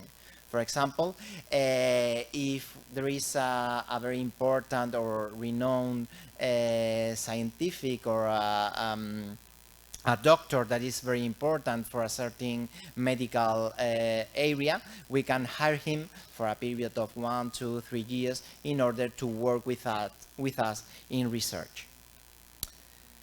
So we are going to consider a bit in deep these different positions that we have.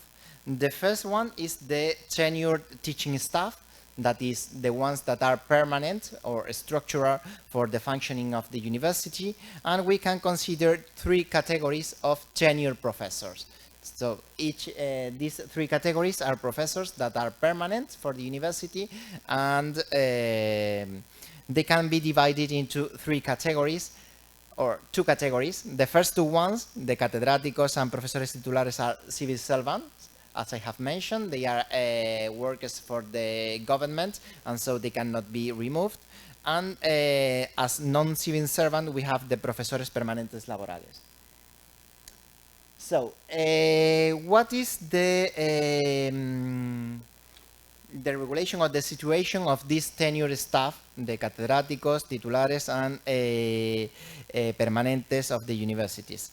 First, to become a full professor, an associate professor, or a lecturer, you need to pass an accreditation and evaluation by the Spanish Agency for Evaluation, Quality and Certification. So, if you want to become a full professor, a lecturer, or an associate professor, you need to get a certification from this external agency. So you need to present your resume with all your research and teaching activities, and you need to pass this evaluation. This evaluation is quite hard to pass. So this is the first way we control the quality of our teaching staff, by submitting the resume of each professor to an independent agency that has to perform this first evaluation. Then, once that you have gotten this evaluation, this certification, you need to pass a competitive examination by a committee of experts appointed by the university. So you just you need not only to pass the evaluation by this agency, but also to pass an exam in front of a committee of experts, in which only can participate the ones that have already this evaluation. These three categories, catedrático, titular, and permanente, are full-time positions, even if you can ask for a reduction, so a compatibility or a part-time contract if you want to perform another activity outside the university. For example, this is somehow normal for lawyers that are not only full professor or associate professor, but also work as a lawyer outside the university. They perform both teaching and research tasks. These positions have to be approved by the regional government. Their teaching load and remuneration is established by national regulations. This is something that is very interesting of a Spanish system, is that every professor in the same position earns the same amount of money. So if you are a full professor of law, you receive the same salary as a full professor of economics. And if you are a senior lecturer of psychology, you get the same earning as an associate professor of pedagogy, for example. Okay? And you may also get some incentive payments for teaching and research excellence. So we have different processes of assessing the quality of our research and our teaching activities, and if you pass these evaluations, you can get extra incentive payments for the quality of your research or your teaching. Then we have the positions that are not non-tenured, that are only for a certain period of time. We have the ayudantes doctores, junior lecturer, the teaching assistant or tutors, teaching fellows, associate lecturer or adjunct professors, visiting professors, and lecturer emeritus. We are going to see them in particular. Some of them are quite interesting positions. The first one is the so-called professor ayudante doctor. This would be the first stage in our academic career. Once that you have completed your doctoral studies, the first position that you may get is this one of lecturer.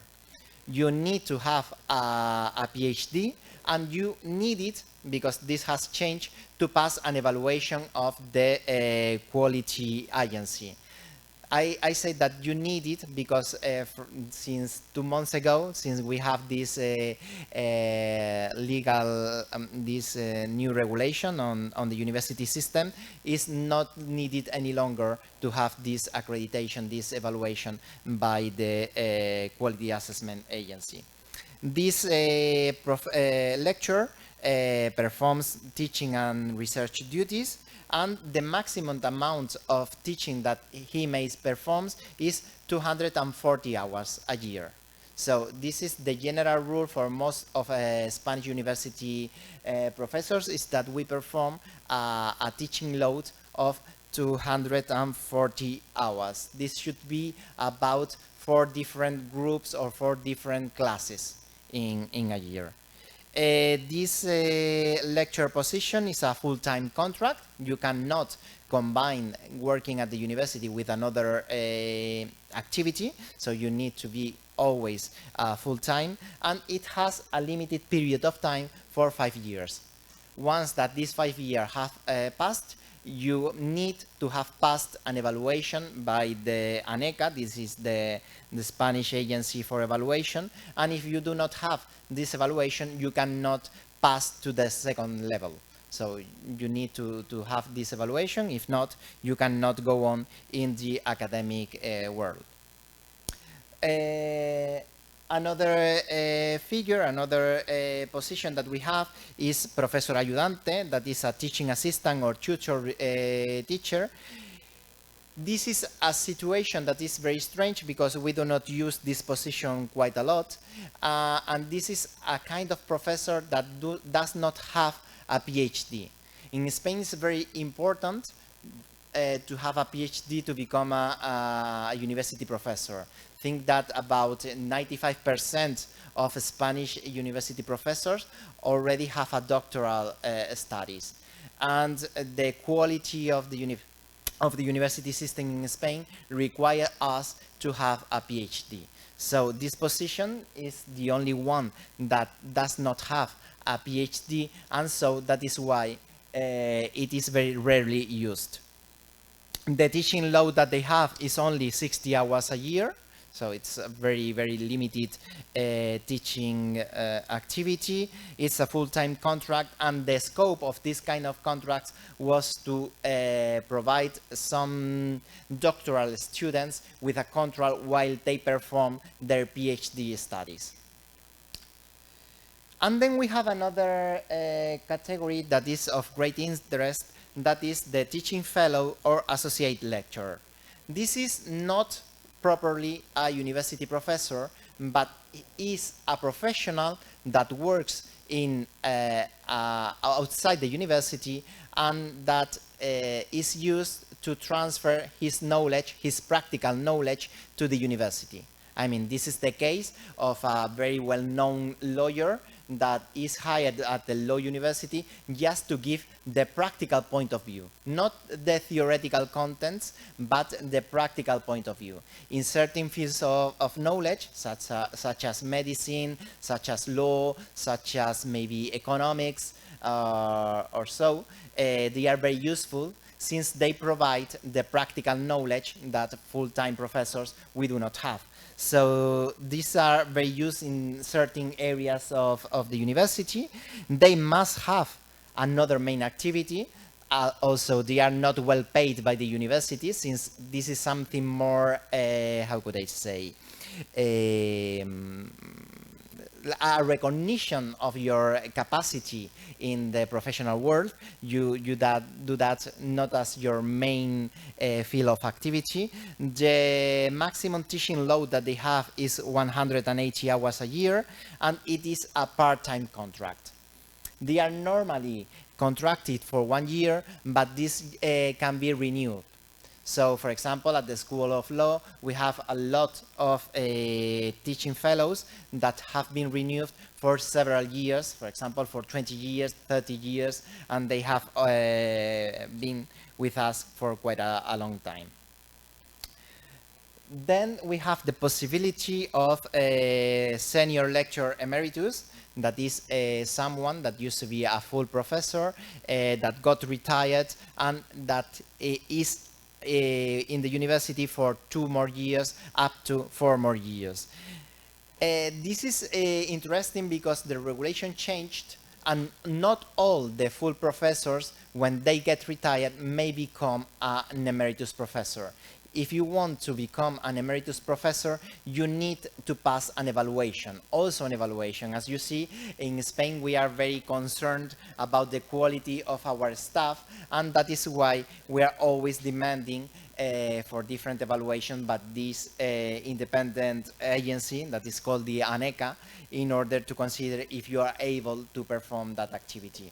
So also, if you want to stay longer in your professional activity when you are more than 70 years old, you need to pass an evaluation. This is why this is very controversial, because many professors think, okay, I have been working my whole life at the university, now I am 70 years old, I would like to go on teaching because I really enjoy teaching, and I also have to pass an evaluation. This is a bit crazy, but it's a way to ensure a certain quality, standard quality.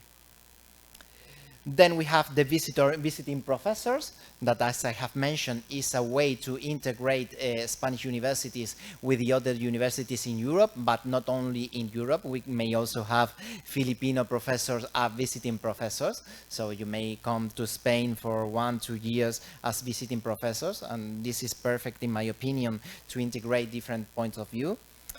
And then we have categories that I have not mentioned of just researchers. I said at the beginning of the presentation that university professors, we are supposed to perform teaching and research activities. But there are also categories of staff that only perform research activities. This is the case of researchers, and we have two main categories of postdoctoral researchers. The Ramón y Cajal, that are the senior ones, and they need to have stayed at least 2 years abroad, 2 years outside Spain, working at an international institution in order to become a Ramón y Cajal. And we have also the Juan de la Cierva, that is more or less the same, but for junior researchers. You are only required to have been for 1 year or 2 years abroad, and they are also very demanding positions to become like that. So, as I have mentioned, the Spanish situation for teaching and research staff is very focused on the evaluation of the quality, of the evaluation of your activity.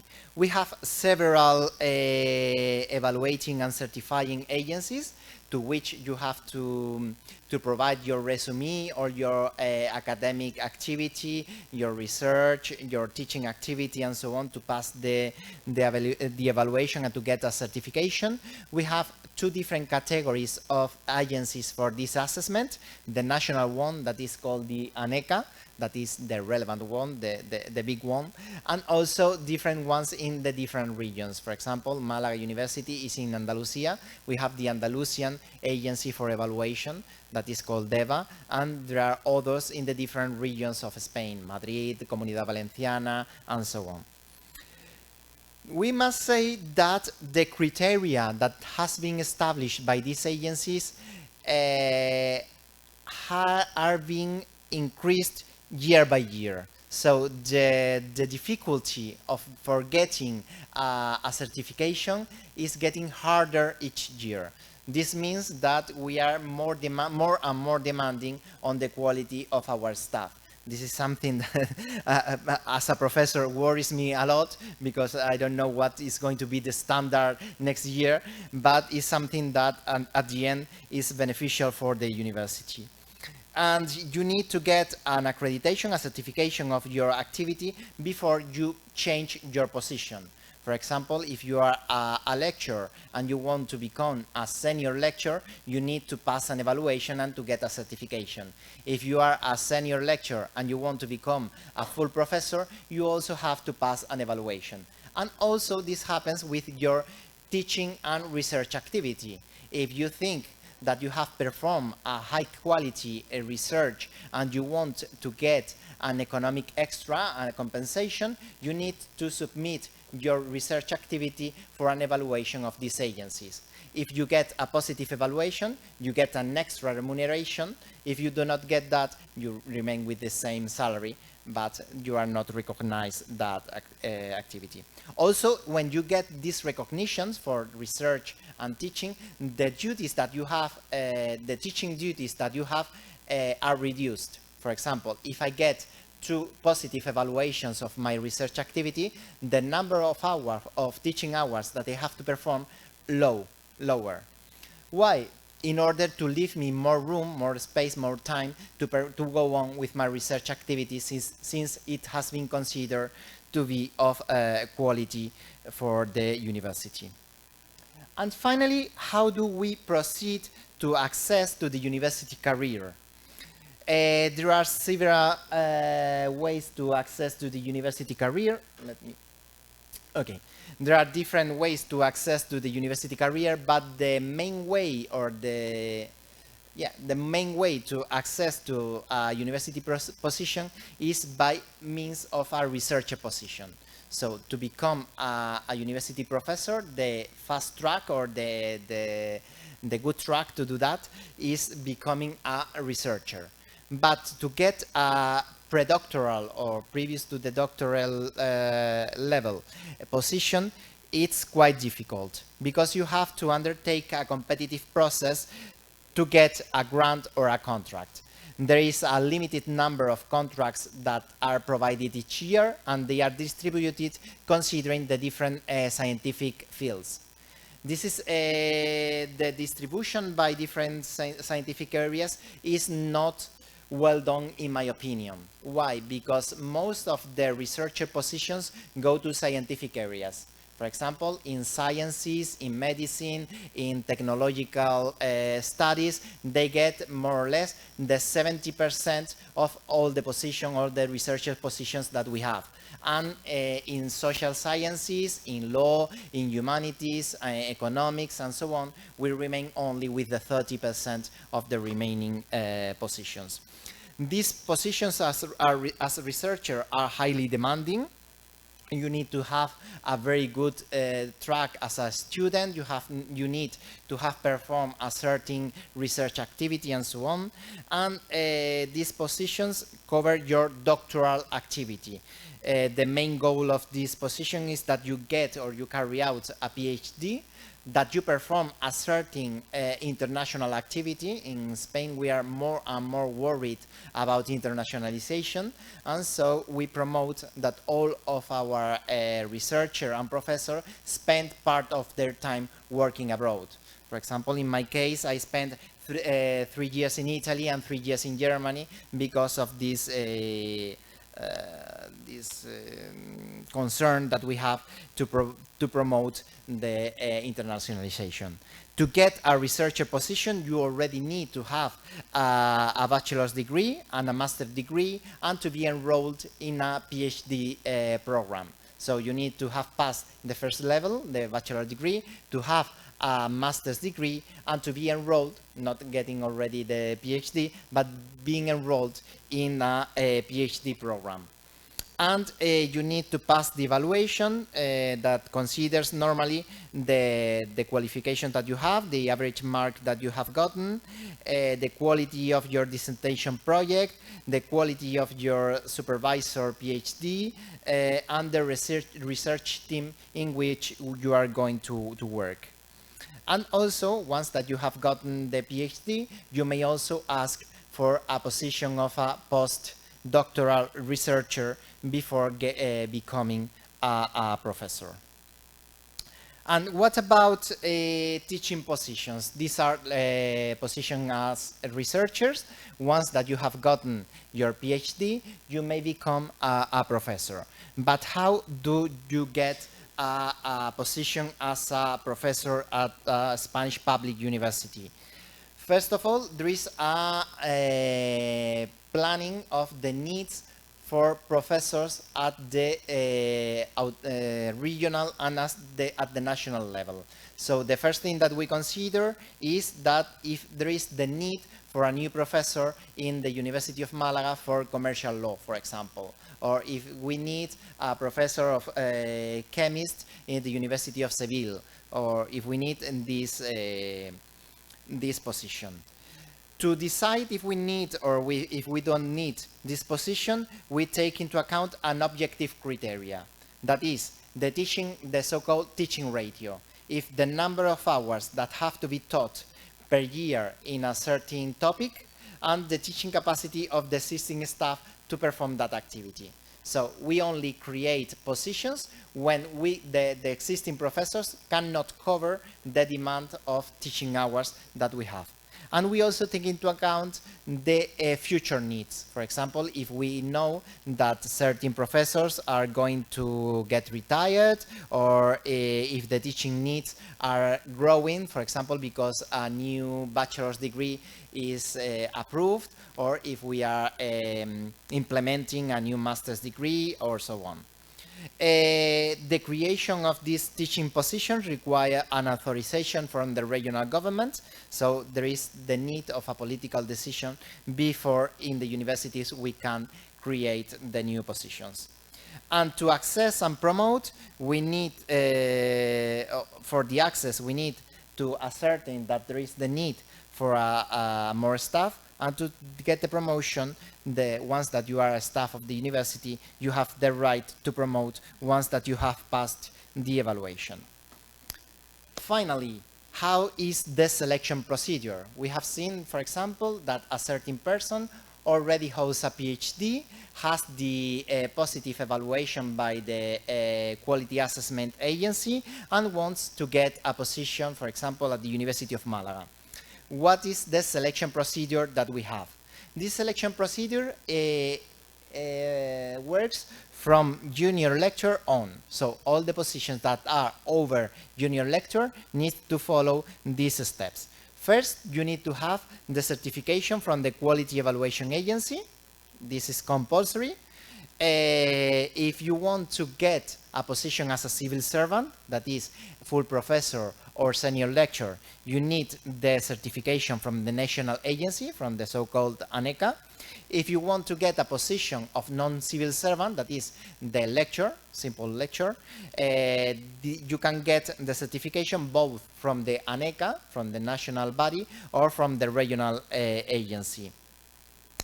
And there is an administrative proceeding to get the official recognition that the requirements to carry out the teaching and research activity for a certain level are met.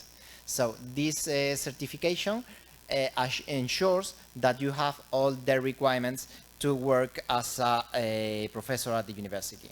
And once that you have gotten this certification, that, as I have mentioned, is quite difficult to get, you need to pass an open call examination by an appointed committee. So once that you have gotten the certification, the university creates the position, and you need to pass an exam to get that position.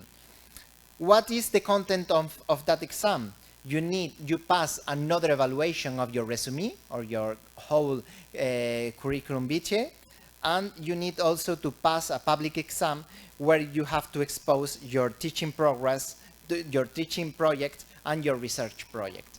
So as you see, in Spain, we are very, or maybe too much concerned about quality assessment, and we are requiring our professors to pass more and more quality standards and more evaluations.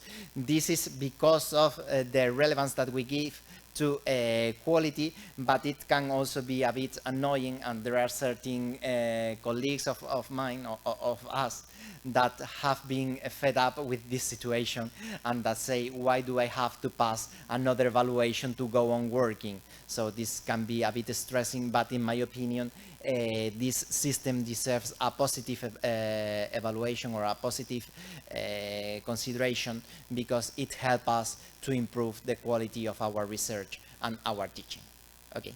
So that's all for today. I will go on Friday with another seminar, and now we proceed with the rest of the conference. Thank you.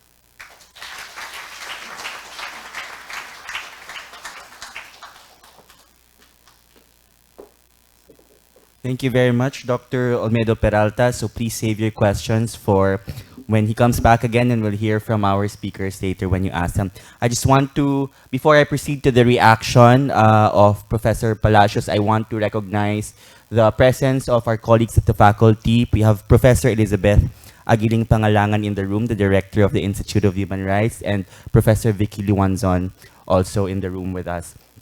All right, so let's proceed to the reaction to the presentation of Dr. Olmedo Peralta. And we have with us, joining via Zoom, Professor Andre Palacios, also known as Professor Raj, who specializes in international law, ASEAN law, and infrastructure law on public-private partnerships. As an academic at the University of the Philippines, Professor Raj pioneered legal scholarship on how Philippine judges and lawyers may apply international law and invoke foreign legal rights in Philippine cases. His novel teaching methods use deep learning through student case studies and presentations at the Junior Scholars Symposium on International Law, which he convenes every semester. He is also the executive director of the UP Master of Laws program and the faculty coordinator of the UP College of Law Extension classes in UP Visayas. He is also professorial lecturer in international law at the Philippine Judicial Academy. He chairs the International Law Committee of the Integrated Bar of the Philippines and co-chairs the International Law Committee of the Philippine Bar Association. Lastly, as an ASEAN Law Specialist, he is the ASEAN Law Program Director of the UP Law Center and concurrently the Executive Director of the ASEAN Law Institute of the ASEAN Law Association. So to react to the presentation of Dr. Eugenio, I give you Professor Palacios. Thanks. Thank you very much, Professor Mike. And thank you, Dr. Olmedo Peralta, for your very informative and very interesting presentation on the Spanish university system under the new reform law that became effective only last month. We're very, very grateful to you and your colleagues in the CALESA partner European universities for sharing your experience in higher education reform to your CALESA partner Philippine universities. And thank you also for traveling a long distance to be able to join your Philippine colleagues and to make your presentation. My sincere apologies that I'm not able to join you in person today. I was listening very carefully to the presentation by Dr. Perez Hernandez and also by Dr. Olmedo Peralta. And I realized the importance of their presentations to achieving the aims of CALESA, which are really to build the capacity of Philippine institutions for, as you said, legal and social advancement, but really focusing for law schools on legal education reform. And with regard to the Europe-wide Bologna reform process, my colleague Neil has already mentioned that there are similarities with the regional efforts within ASEAN to achieve transparency, standardization, mutual recognition, portability of credits and degrees, and eventually of mobility of our students as well as future workers in the economy. And I understand that we're doing standardization, harmonization on the ASEAN regional level, but maybe we can use this idea of standardization and harmonization also on the national level. Among law schools, we can start entertaining the idea of portability of credits for our students moving from maybe one law school to another. If not nationally, maybe regionally, and if not regionally, maybe by consortium, a group of law schools agreeing to work together to achieve more transparency among themselves and higher portability of the units earned in one law school to be brought to another law school to encourage mobility. Now, focusing on the Spain-specific university reform statute that was very clearly described by Dr. Olmedo Peralta, as I was listening to the presentations, I tried to think about our own university system here in the Philippines, and I tried to look for comparisons. And I'd like to point to maybe six points of comparison. Dr. Olmedo Peralta described the higher education system in Spain as comprising the public universities and also the private universities. On that first point, in the Philippines, higher education institutions cover not only just universities, we also have what we call colleges. So they're of a lower level compared to universities. And it is only when the college meets the requirements of CHED, only then are they elevated to the higher status of university. So in the Philippine educational system, higher educational system, we have colleges and universities. And based on data from CHED, while there are about 2,000 colleges and universities in the Philippines, of the 2,000, about only 250 are public higher educational institutions. So state universities and colleges, universities and colleges owned by local government units, and other government higher education institutions. So they comprise only the number only 250 out of the 2,000. But what their small number is compensated by their large enrollment. While they are only about 1/8 of the number of higher education institutions in the Philippines, these government-owned higher education institutions have about 45% of the student enrollment in higher education institutions. So that's a big contrast, to their small number. So that's my first point of comparison, that like in Spain, we also have government-owned higher educational institutions and private-owned higher educational institutions.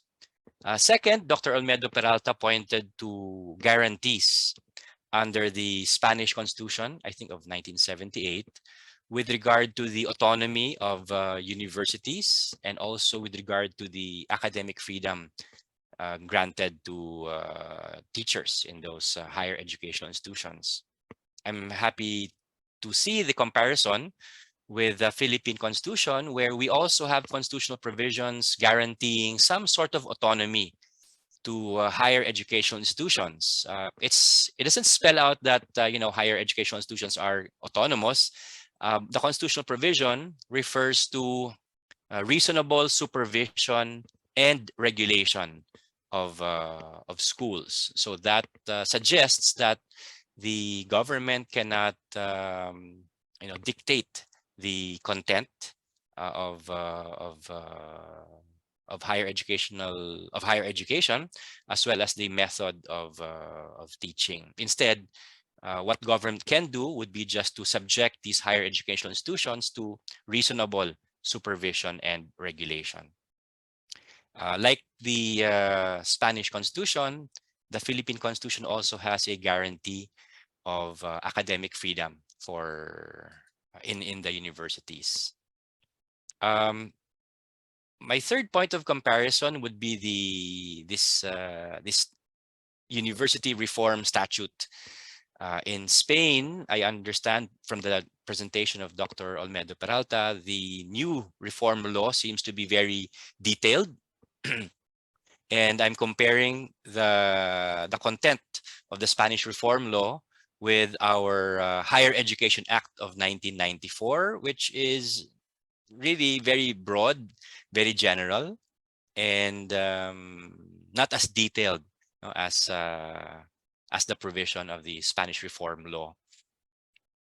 The fourth comment that I have is with regard to the requirement imposed by the Spanish reform law on what universities in Spain must do. So of course there's teaching, there's research, and I was very interested to hear that universities are also required to transfer knowledge and exchange knowledge. I don't think we have this specific mandate for Philippine universities, and so this is a very, I think, important function of universities. And it's very good that in Spain, this important function has been explicitly spelled out in the new reform law. Philippine universities may want to think about making also this mandate explicit. It may appear in some form in the vision, mission, or mandate of existing Philippine universities. But I guess that in the Spanish law, it is expressed and more detailed.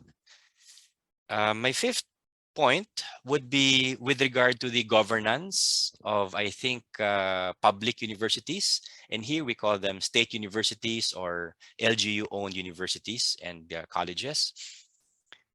in the several laws that create these state universities, there are also provisions on the governance of these institutions. And I was very happy to note in the Spanish reform law that there is the theme of participation by the stakeholders, of a more democratic form of governance, and even the creation of a social council, which is really a way for interacting with the stakeholders who are outside the university.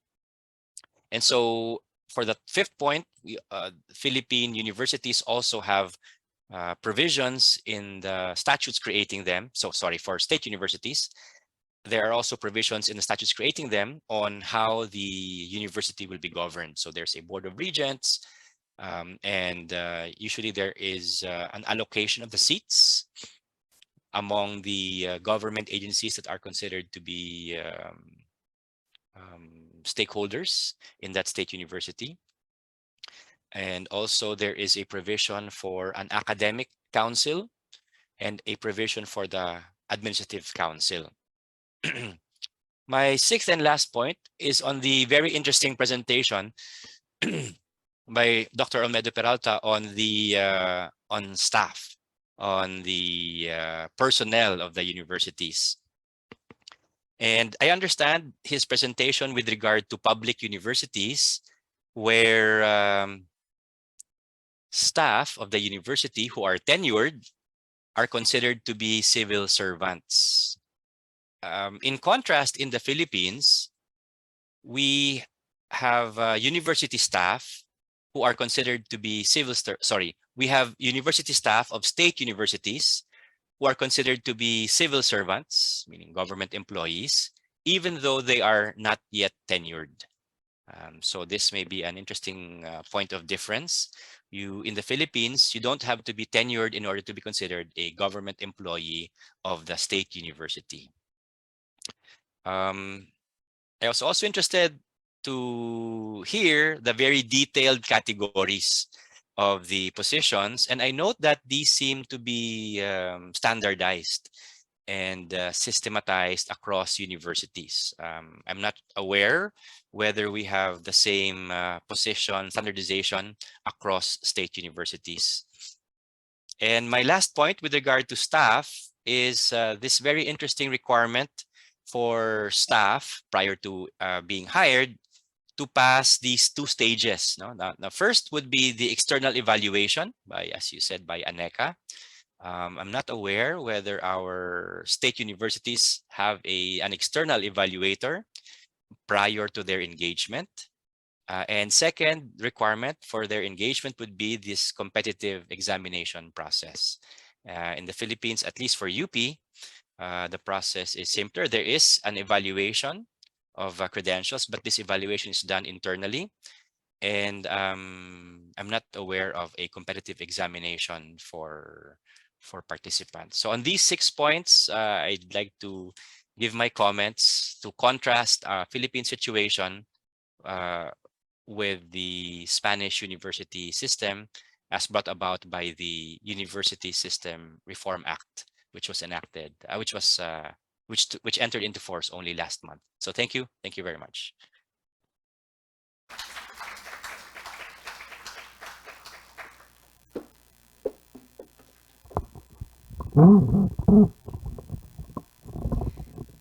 So at this point, we would like to open the floor to questions and answers from the audience. We would also like to inform those of our audience who are participating via Zoom that you may use the Q&A function in Zoom to relay your questions. Our team who are here today will just read out your questions on site. So anyone? Professor Beth Pangalangan.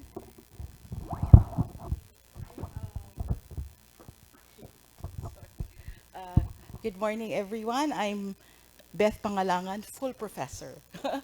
And I've been teaching here for 37 years now, although I may not look it. If I may add.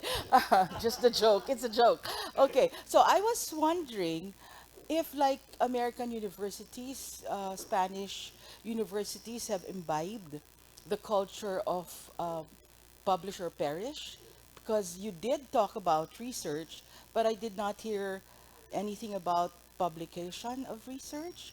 So how important is scholarly publication, and does it make a dent on one's promotion, or in the first place hiring and then promotion through the years? Thank you. May we Yes. invite Professor Peralta to the stage? And the rest. Yeah. And Okay, I come here. So it's quite an interesting question. I think that in Spain we have assumed that principle of the American universities of publish or perish. Our research is always focusing on publishing our results, and if you do not publish, you get expelled of the system because you cannot get a promotion.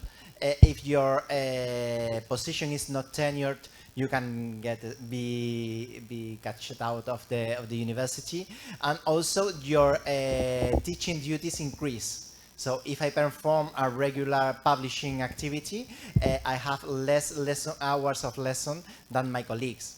So there is also a way to have a bit more free time to perform research if I publish my results.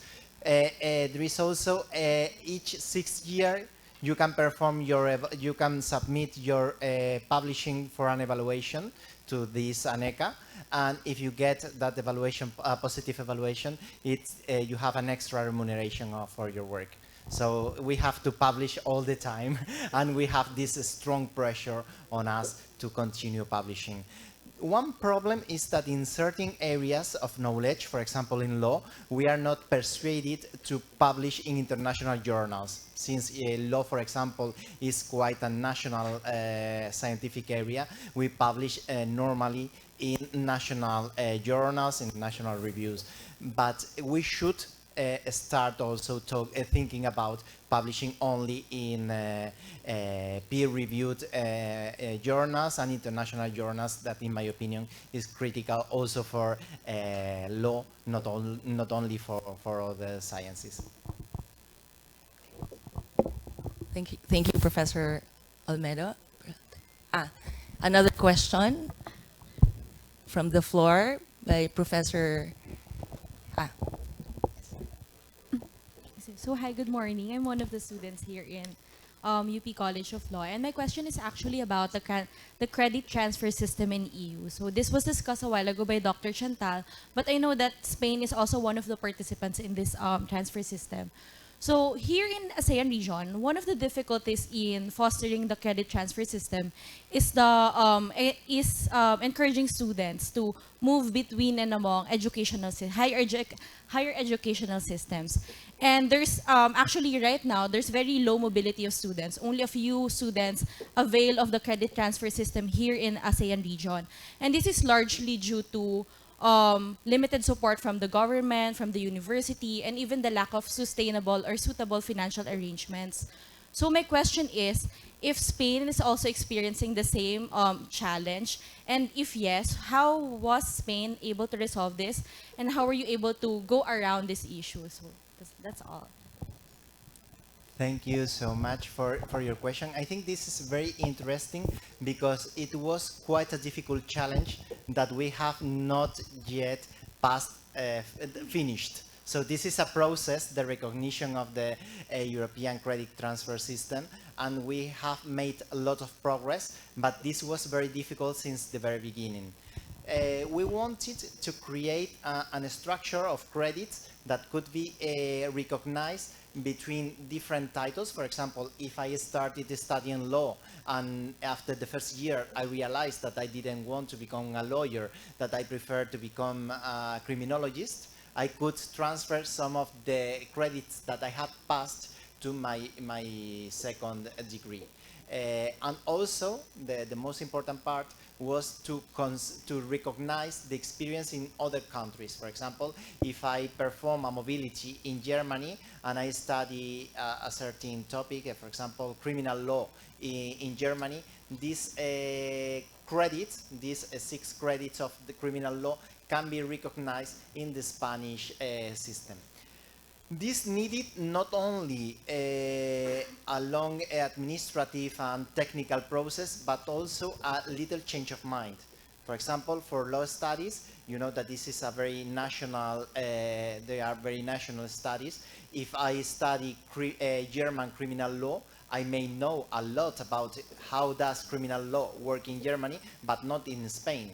And we needed a bit to change our mind, not only considering the specific topics that you learn in Spain, but the competencies and the abilities that you get when you study criminal law.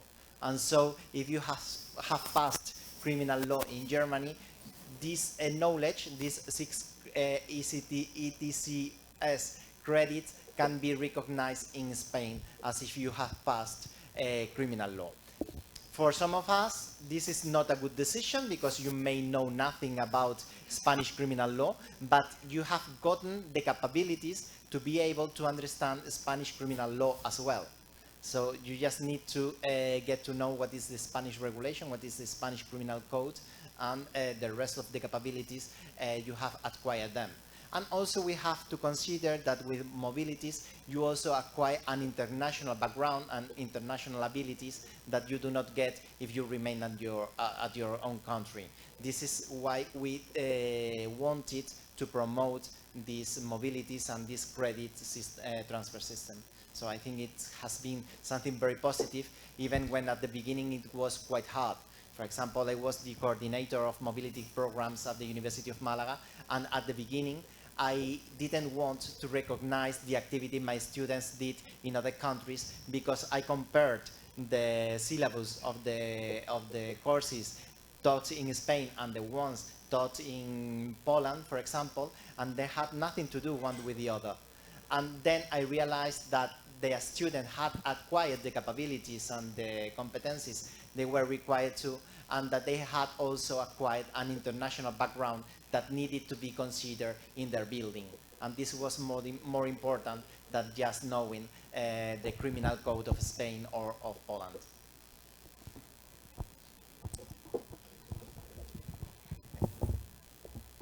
Any other questions?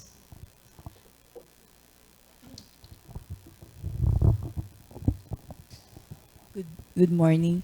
I would just like to know if Spain also offers scholarships for, you know, in Spain to Filipino law professors and lawyers. Uh, I think I can also answer that because I am Thank a you. recipient of an Erasmus scholarship under Okay. this Thank program. A PhD for the PhD program. In fact, Dr. Olmedo Peralta is my dissertation supervisor. Yes. Actually, Especially for masters, with masters in law in the Philippines. Do you offer scholarships? There are several institutions that promote this kind of scholarships. For example, within the program Erasmus Plus, there is the possibility to get a grant to study in Spain, mainly a second and third cycle, that is a master's degree or a doctoral degree. And also there are private institutions or foundations and so that promote also the mobility of students to Spain. For example, there is the Carolina Foundation that promotes former Spanish South America, and also I think is open for the Philippines to perform doctoral studies and also master studies in Spain. There is also, it's quite a new position. I mentioned the visiting professor position. This is also a possibility that has been introduced in the new Spanish University System Act, but it has not been developed yet. I hope that they give enough money to create many positions as visited professor, since they are very useful both for the visitor and for the recipients of these visiting professors.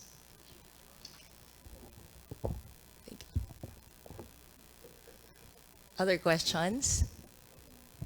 One more question.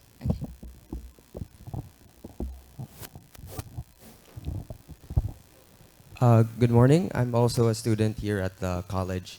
I have a question regarding the imposition of assessment exams on the faculty for promotions and for hiring. I assume that these are created by centralized bodies within the universities. And I was wondering how that balances with the academic independence and freedoms of individual professors. Because as I assume that if there is an exam that everyone has to take, then it requires everyone to study more or less similar subject matters. Would this not impinge a bit on the diversity of the subject matters that would be taken up by professors in their classes? Thank you. Okay, I think I didn't explain that well because you have that doubt. When you want to get a position in a Spanish university, you need to have the certification of the agency and also to pass the exam. But each exam is independent. So if I want to get a position as a commercial law professor, I need to pass the exam for commercial law professor. And so my research, my teaching activity, and also my project is considered only taking into account commercial law. So it's a specific for the position I want to cover. So for example, I may have the qualification to become full professor of commercial law, but if I wanted to do that for criminal law, I couldn't because my profile or my background is not of a criminal law professor.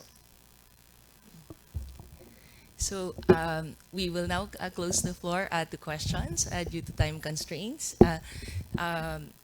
We would like to thank Dr. Chantal Perez Hernandez and of course Dr. Eugenio Olmedo Peralta, especially for solely fielding all of the questions today. Please let us give him a round of applause. Thank you so much, Dr. Olmedo Peralta, and thank you also to Dr. Neil Silva and Professor Neil Silva and Professor Raj Palacios for their thought-provoking reactions for today. So tomorrow we will have structure and functioning of the masteral and doctoral program as well as of the lifelong learning program as a topic, which will be given by Dr. Miriam Lopez Rodriguez. For now, we will conclude by inviting you to lunch that we have prepared outside. So thank you all and see you tomorrow.